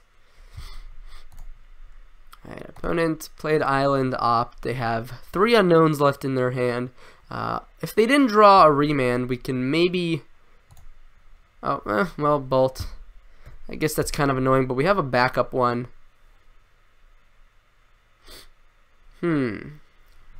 Do we want to strip them of pieces or deploy a clock? I think this matchup is so important that I need to just redeploy my clock. If they drew a land into pieces, then it is what it is. Well, can't do anything about that, right? Now we just work towards this Bedlam Reveler.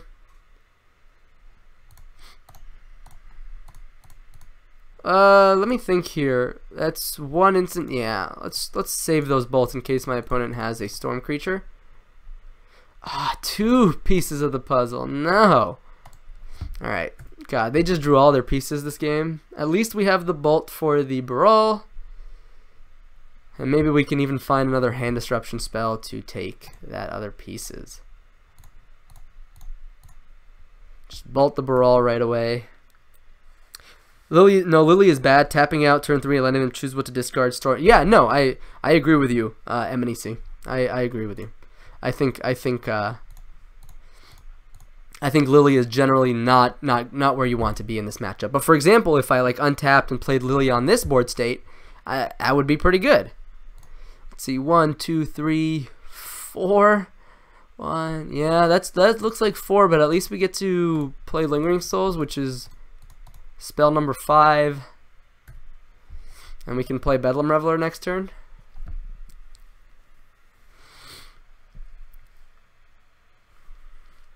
I definitely don't think. I think Lily is not a card you necessarily want in large amounts against Storm. All right, the classic draw here. Let's start with an attack. My opponent could be sitting on like remands, but Reveler costs exactly the right amount here. Oh god. Well, that's how you lose a game, I guess. Here comes the pieces of the puzzle. And they get to keep... Puts Lightning Bolt and Opt in their graveyard, puts Manamorph into their hand. That's terrifying.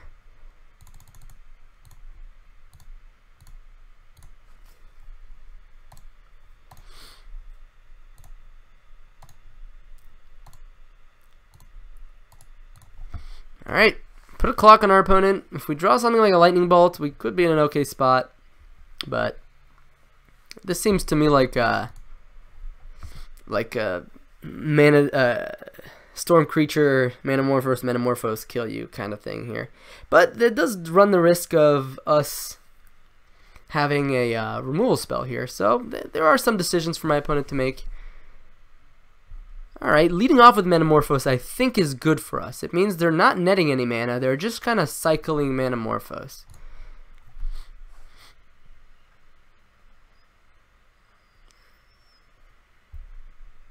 And again, perfect.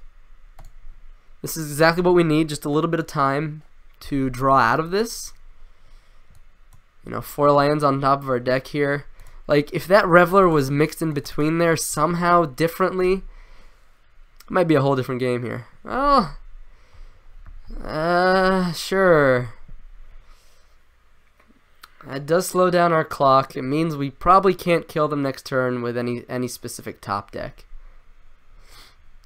But it also means my opponent isn't advancing their jeez.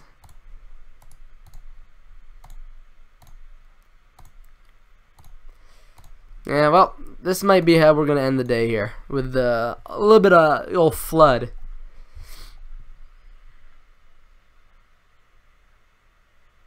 Yep, that's a Baral.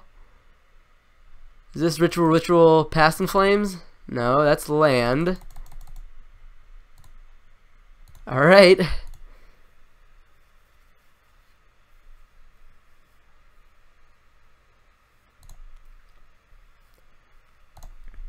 Faithless Looting one time. Oh, that feels good, don't it? Alright. Those aren't spells, though. Those aren't spells.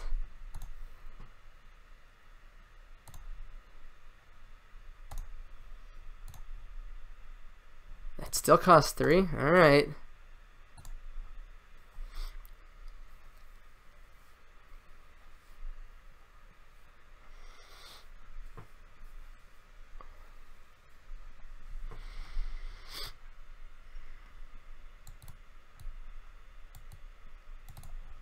So, if my opponent counters my Bedlam Reveler here, I could still flashback Faithless Looting, makes Bedlam Reveler a 5/6, means they have to chump with Baral, which means they would have to kind of reassess their ability to go off next turn.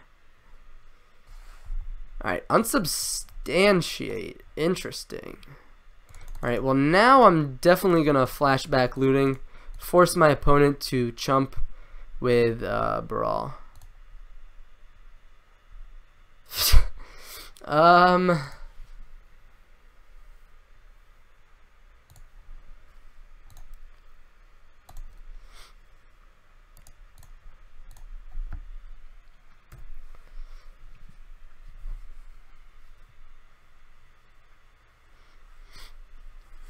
Okay.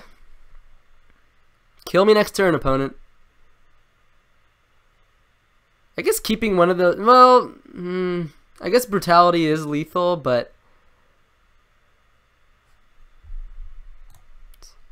1, 2, 3, 4, 5, 6. So yeah, Reveler still costs 2.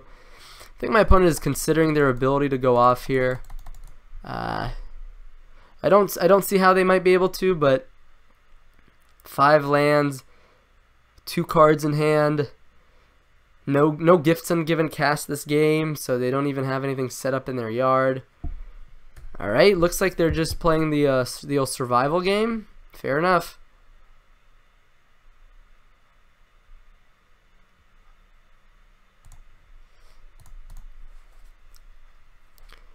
Let's thin our deck a bit.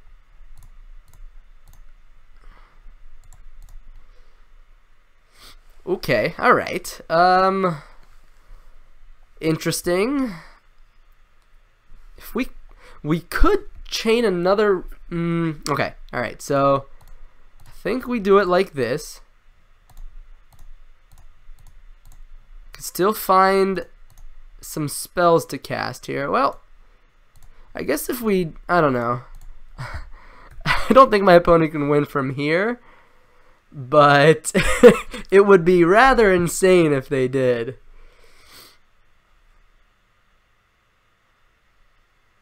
Alright.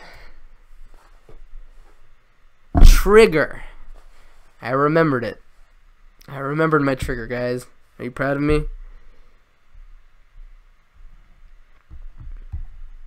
Okay, well, we're taking it to a game 3 here. More than I expected. If having 1 card wasn't enough, yeah, right. Let's reassess how we sideboarded here. On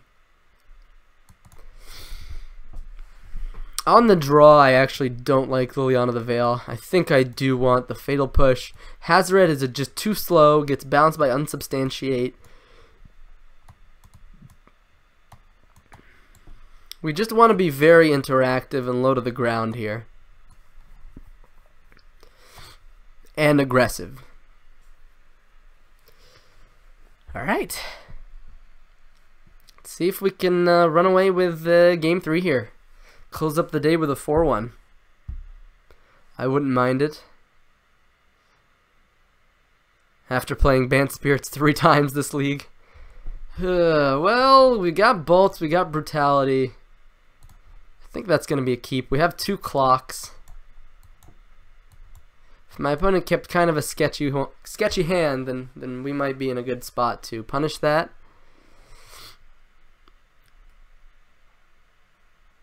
Sure. My favorite thing to do against Mardu late game is copy their Bedlam with Phantasm Image, makes them sad. Yeah, that happens to me a few too many times than I'd like to admit. Yeah, that happened to us this league with ooh, wow, okay. A lot of rituals here. I think Pieces of the Puzzle is the scariest card though. Grape Shot also is kind of annoying because it kills. Let's see, how did they scry last turn? I didn't even check. All right, well, we're gonna go ahead and kill this thing right away. Looting. Do we start with looting? Yeah, I kind of like starting with looting. All right, probably want to discard.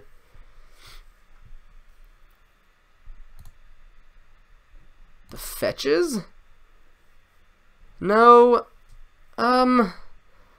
Probably discard these 2.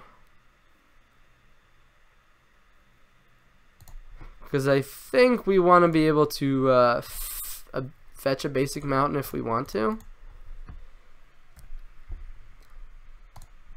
Alright, I didn't even check their square. Are they drawing 2 cards that they want or just one? One on bottom, so they're drawing a random card at this point. Alright. Manamorphose, okay. Ugh, what's this deck? This is Mardu Pyromancer, Mr. Tofu, aka Niklas, aka Esper Control Aficionado.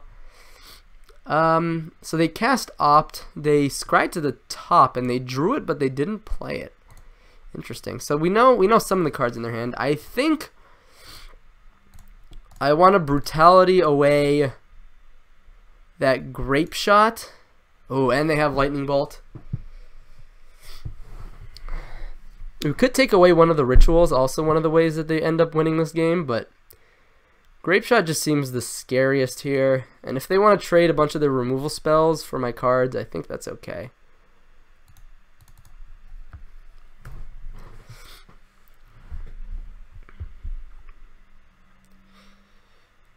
Honest question, is it actually still well positioned? If not, what would you have to change for it to be on top again? I don't have a good answer for you, Niklas.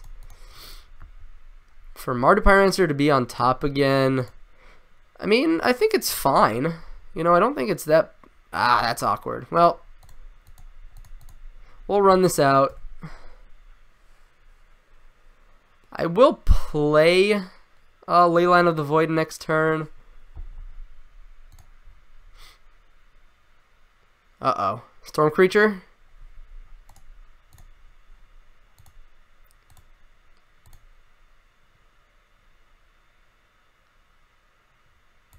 Alright. There's a... I'm gonna play the Leyline here. I have a feeling they might have drawn a Storm Creature. Manamorphose, look for Remand? That seems sketchy considering we know the entire contents of their hand. I mean, if they find it, it's a pretty high upside play, but it seems like that's better saved as Storm Count on your own turn. What's happening here? They just cast Pyretic Ritual to get it into the graveyard? Alright, I'm gonna stop asking questions. I will say I was glad to dodge Mardu at Baltimore. I thought I would rather have played that than Jund. Sorry. What deck did you play at Baltimore, White? Alright, sweet. So now we at least get a token out of this. Oh wow, we even still have Faithless Looting in the yard. I totally forgot. But that's just going to have to wait till next turn.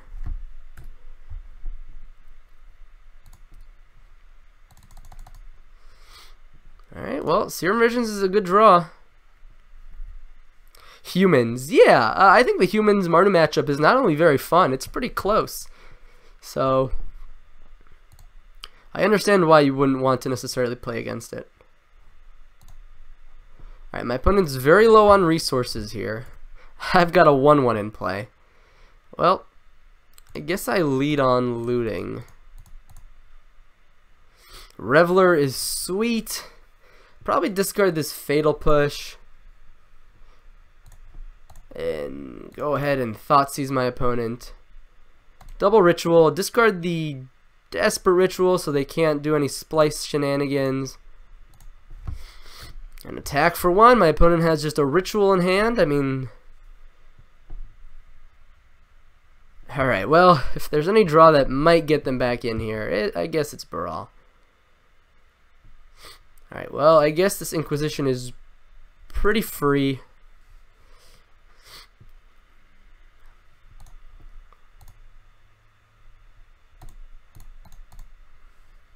And now... we'll try to lock down the game. EE on 2 seems very reasonable. Black. I guess maybe I could have saved it for next turn for a Prowess trigger, but I think I'd rather be more mana efficient. Should the deck now lean towards non-creature threats, Nahiri, Chandra? I mean, I've seen Assemble Legion, Miracles Listen like with that deck, and another. I think those options are just really expensive. Now, Nahiri and Chandra have seen play in these archetypes, but you'll notice that sometimes it's really hard to even hit land number 3. So, relying on like big expensive planeswalkers, not necessarily how you win a game against the slower metagame, such as like Miracles or Tron, and it's not how you beat an aggressive metagame like Humans and Hardened Skills Affinity. So, I mean, that's just my take on it personally, but alright, I guess we pop it now.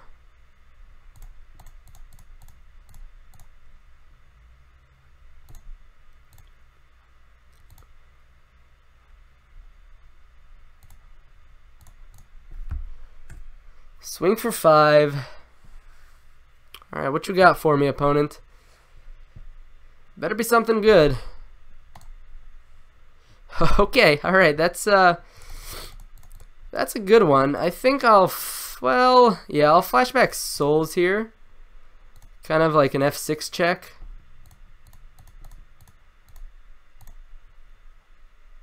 Yeah. And I think the hate came together in this match here.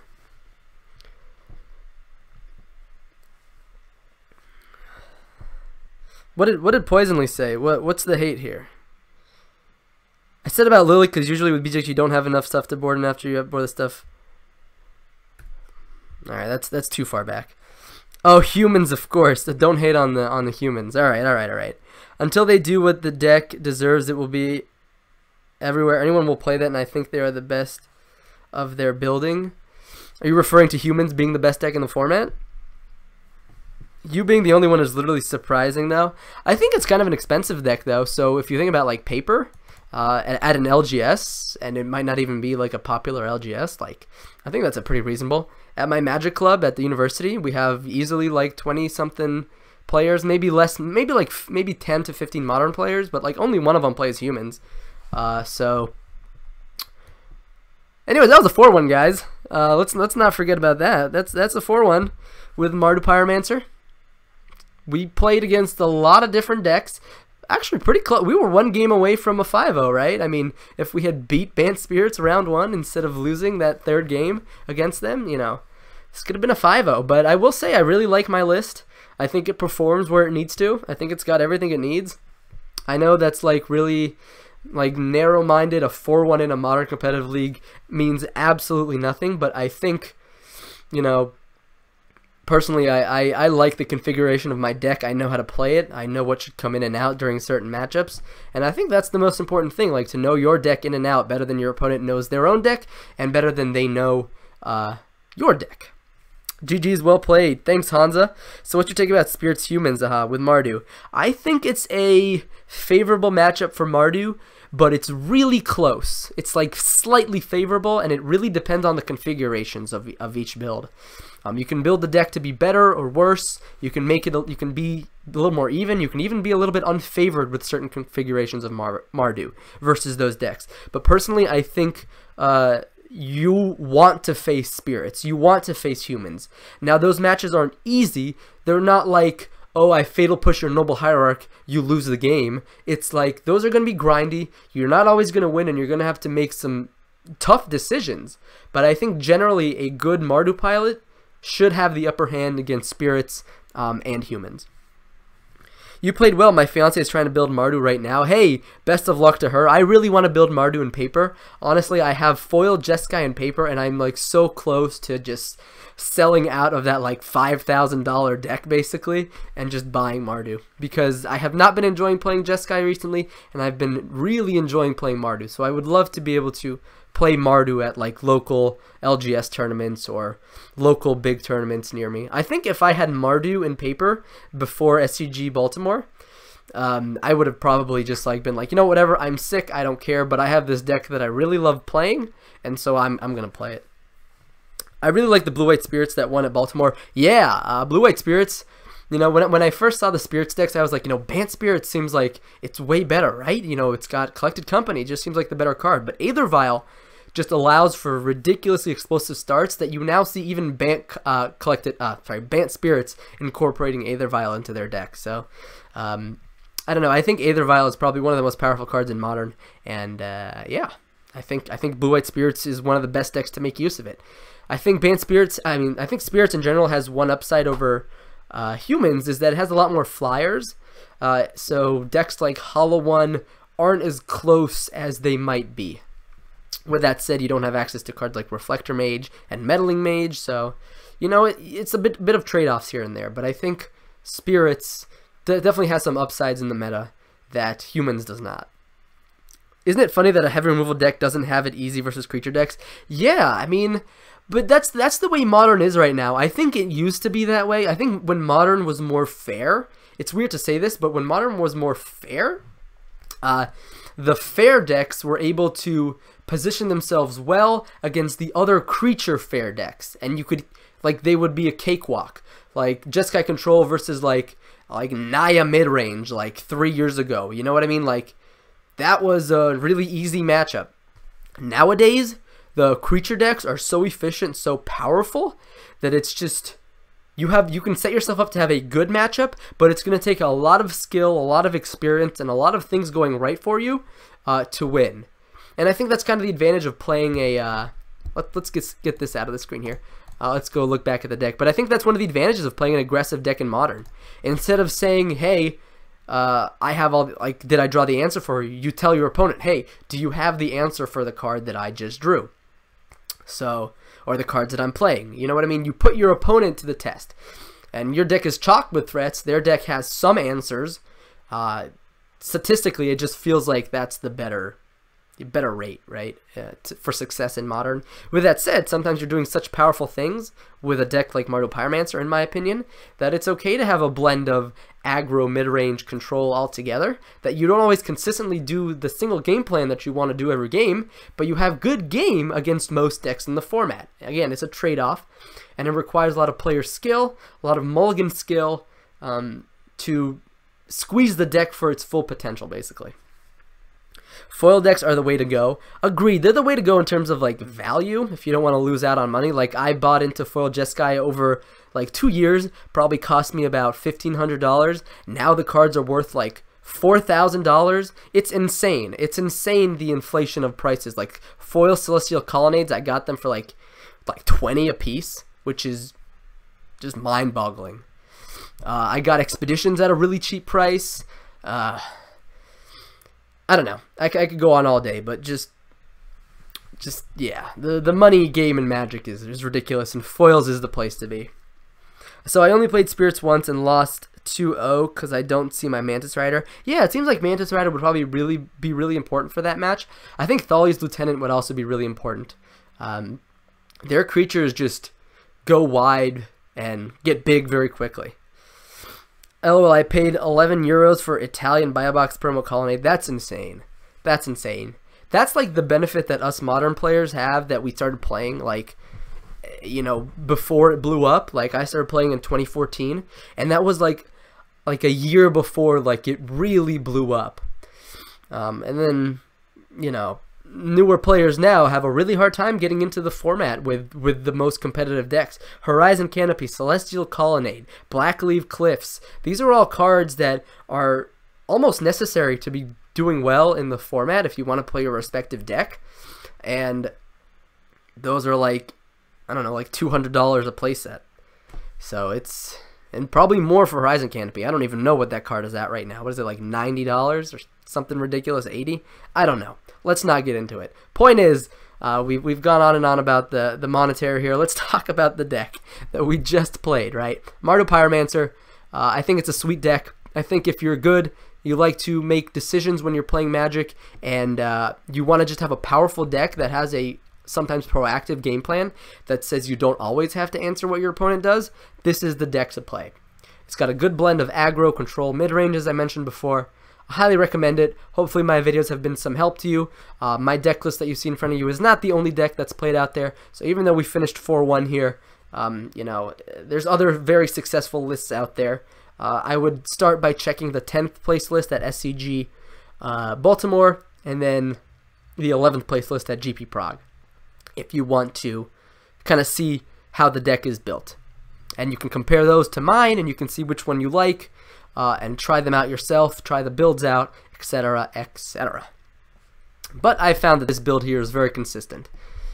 So, we went over the deck.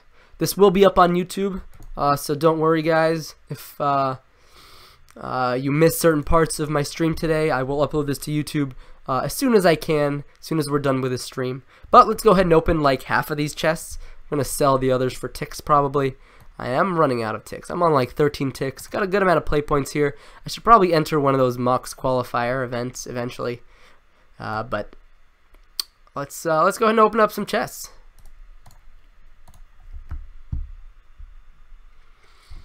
Twilight Mire. Don't think that's worth anything, right? I think that's like probably less than a tick. Maybe not. Maybe Jund is doing well. Twilight Mire is worth something. You guys can let me know in chat. Luxury Suite and Stuffy Doll. Hey, that's 2 rares. I don't think this card is quite good, but or quite worth anything for the Commander crowd. But we'll try to sell it, I guess. Animus Awakening. Reveal topics at your library. Put all line cards revealed this way. Alright. Magic Origins. That was quite a long time ago, wasn't it? And 30 play points. That's value. Usually these boxes sell for 2 and a little bit ticks, so that's basically converts into 3 ticks. So I'll take it. I'll take it. Definitely probably lost money there, but we did it for the thrill of the gamble. That's what we do here. We're ridiculous gamblers. According to Jeff Hoogland, that's why we play competitive leagues, because we're a bunch of ridiculous, crazy gamblers. I'm not going to agree or disagree with that. You know, I will just keep my mouth shut there. But that's the deck. Hope you enjoyed the stream. We got about 11 people here. Hopefully you guys were able to enjoy what the deck was going to do. I really want to get into playing Modern Online for more practice. I just don't know if I want to take the time to really understand the UI and do it right. That's exactly how I felt about a year and a half ago, Hoyt. Magic Online just seemed so scary, like learning all the little tricks and little things and all the buttons and how you do everything correctly and all the money to take into it. Like, it's, you know, it's a hassle. It's a big investment, right, of time and money and energy. With that said, it was easy for me to get into Magic Online because I wanted to do YouTube right away. So I was like, well, I can't do YouTube really if I don't have Magic Online. But even if you're not into doing all the streaming and YouTube stuff, Magic Online is awesome, especially if you don't have the opportunity to play Paper Magic as much as you would like to. So I play Paper Magic maybe a couple times a month. Magic Online is the way that I keep my game at the top. I mean, like, you know, I don't let myself rust out, basically. You know what I mean? I keep up with my skill, my decisions, and the meta. Magic Online, the meta reacts very quickly. You get experience to a lot of matches, a lot of different players, a lot of different play styles, very conveniently. So personally, I think learning how to use the user interface is useful in the long run. It takes about a week to get used to things. You're gonna make mistakes. You might even lose money due to some of those mistakes. But just start in the free lobbies after you've maybe bought your deck or bought a rental subscription program like Mana Traders, and just go to town.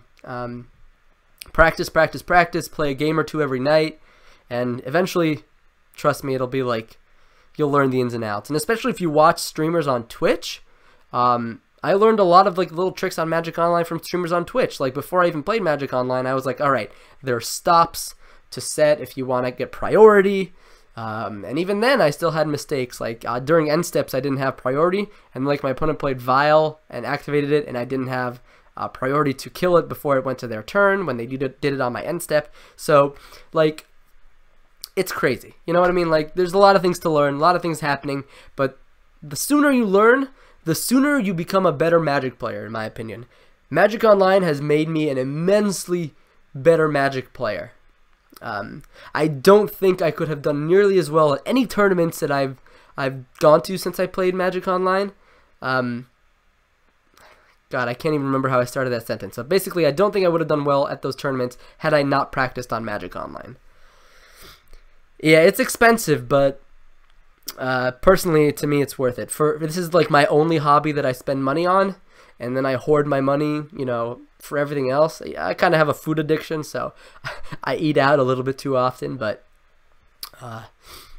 again, if you manage your money right, if you make your priorities for hobbies that Magic is your most important one, and you have the money to spend. First of all, if you have the money to spend, don't spend money you don't have. I think that's the best advice I can give to anyone. Magic is not worth it, right? Especially if you already have a paper deck. Just try to go out, play paper as much as you can. Try to make a friend, get them into Magic. That's how I got into Magic. I had a good friend. They only had him and his brother playing Magic, and he invited me over to his house one day in high school, and I was like, what the hell is Magic? And he's like, here's what Magic is, and I'm like, this is awesome. So, I don't know.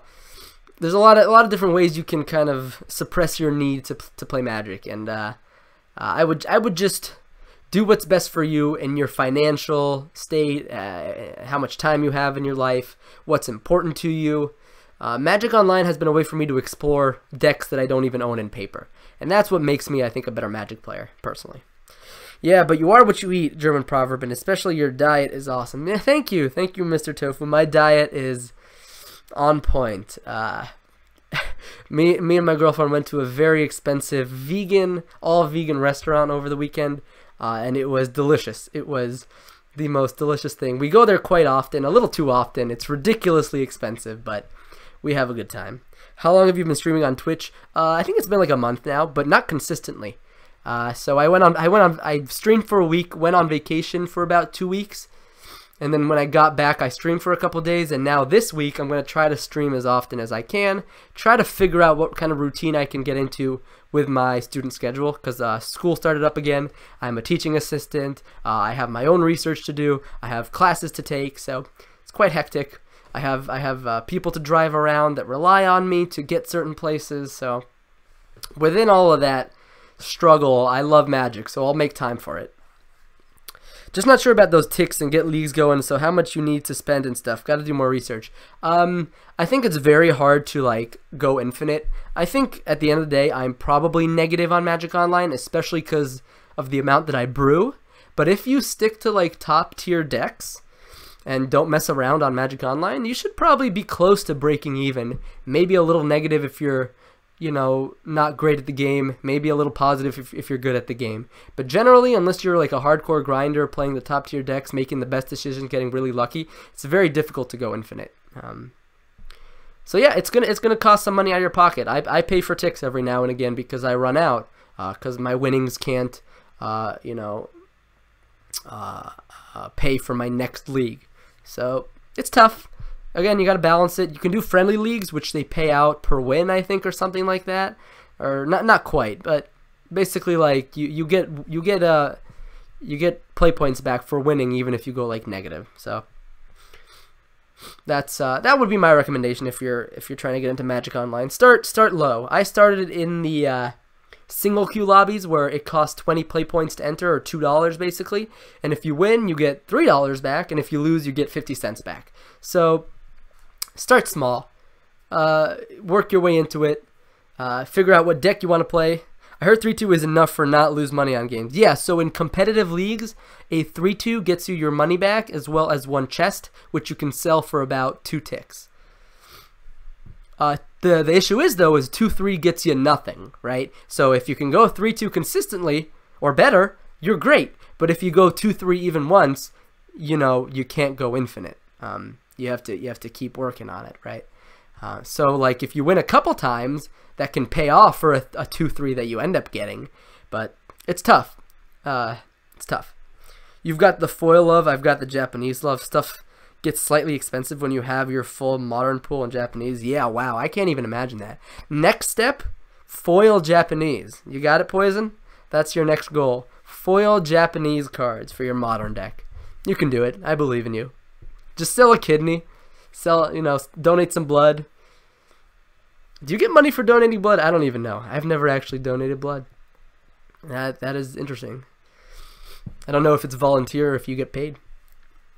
Maybe it depends on where you live or with who you do it with. Could you stop talking me into MTGO? I'm pretty much convinced. Dude, MTGO, like, I'm not here to, like, sell you something. I get no benefit from telling you to play Magic Online. I'm just telling you that Magic Online has made me an infinitely better player and has given me a lot of joy in my life. But that's just me. And I would do what's best for you. I just can't justify spending that much money, especially since Blue White X spiked that much. That's true. Blue White X is a lot of money. Luckily I got into it before it spiked, but you know, that's Magic. That's just like, that's the same thought of like, oh man, there's a deck I want to play in paper, but I can't justify paying for it since it just spiked. Well, if you want it, you should do it sooner rather than later, in my opinion. The sooner you do it, the less it's going to cost you. And, oh yeah, MTG Arena. Cool interface. I can't say I've tried it myself, but it does suppress the need in a kind of a free-to-play way, right? I don't think you have to pay money to get, you know, stuff out of MTG Arena. Alright, what time is it? 11:42. I will have to leave soon. I guess I just want to say that it was nice to hang out with all you guys here.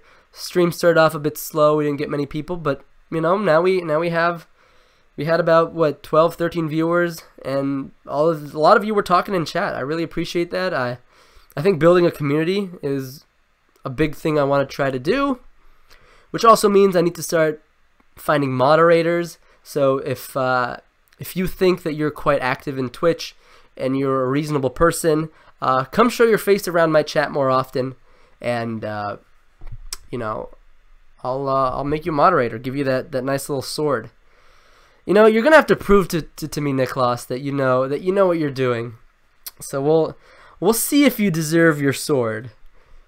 We'll try to stream every day this week, and you know, the names that are more you know, recognizable to me by the end of that week, we'll probably have a sword by their name at the end. I literally typed that down before you said that you were in need of mod, dude. That's rude. I'm a rude guy. If you think you're just gonna get a sword for free, you're in the wrong chat room, my friend. No, I'm just kidding. You know, I mean, I don't know your schedule, so if I end up settling on a schedule that doesn't work for you, you know, then it wouldn't make much sense, right? So I'm gonna get a feel for things this week. And yeah, show your face if you're interested in that. Show your face if you're not interested in that either. I would love to talk to you and interact with you. That's one of the most fun things about Twitch, is that, you know, you get to interact with the people who are watching you play Magic, and you get to bounce ideas. Man, we've known each other for so long. I don't know, what has it been, like a year and a half, 2 years? It's been like 2 years, right? Year and a half. I'm gonna set it almost a year now. Hasn't even been a year. Pfft. Man, what kind of friend are you? You don't even know me for a year. It's anyways, I'm gonna end it here. I'm in Northern Virginia, so I think we should match up well. Oh, true. Yeah. That would work out. So show your face around, Hoyt. The rest of this week. That'll show me that I guess you have the time to come in here and keep people in check, so that they're not, you know, a-holes and things like that. But yeah. Right. Time schedule-wise. I gotcha. Alright. I'm going to wrap it up now. It's incredibly hot in this room that I'm starting to sweat. So I'm going to go ahead and pack it in here, get this uploaded on YouTube for you guys, and hopefully we'll see each other tomorrow morning, right? Tomorrow morning. No, tomorrow morning is going to work out. So normally on Wednesdays I'm going to be teaching as early as 10 a.m. Eastern time, which means I'm probably going to be in school by 9 a.m. Eastern, and so I'm probably not going to do a stream in like 6 in the morning. So tomorrow is going to be okay, but Wednesdays is usually going to be a day where I don't stream during the day, in the morning at least, just to let you guys know in the future. All right, Hansa, thank you so much for watching. See ya. Mr. Tofu, according to Facebook, we were friends for a bit more than a year now. Look. Niklas, show your face tomorrow and the next day and the next day, and we'll talk, all right? We'll work something out. Don't you worry about it. All right. Thank you all for hanging out. I'll see you later, and have a great rest of your day.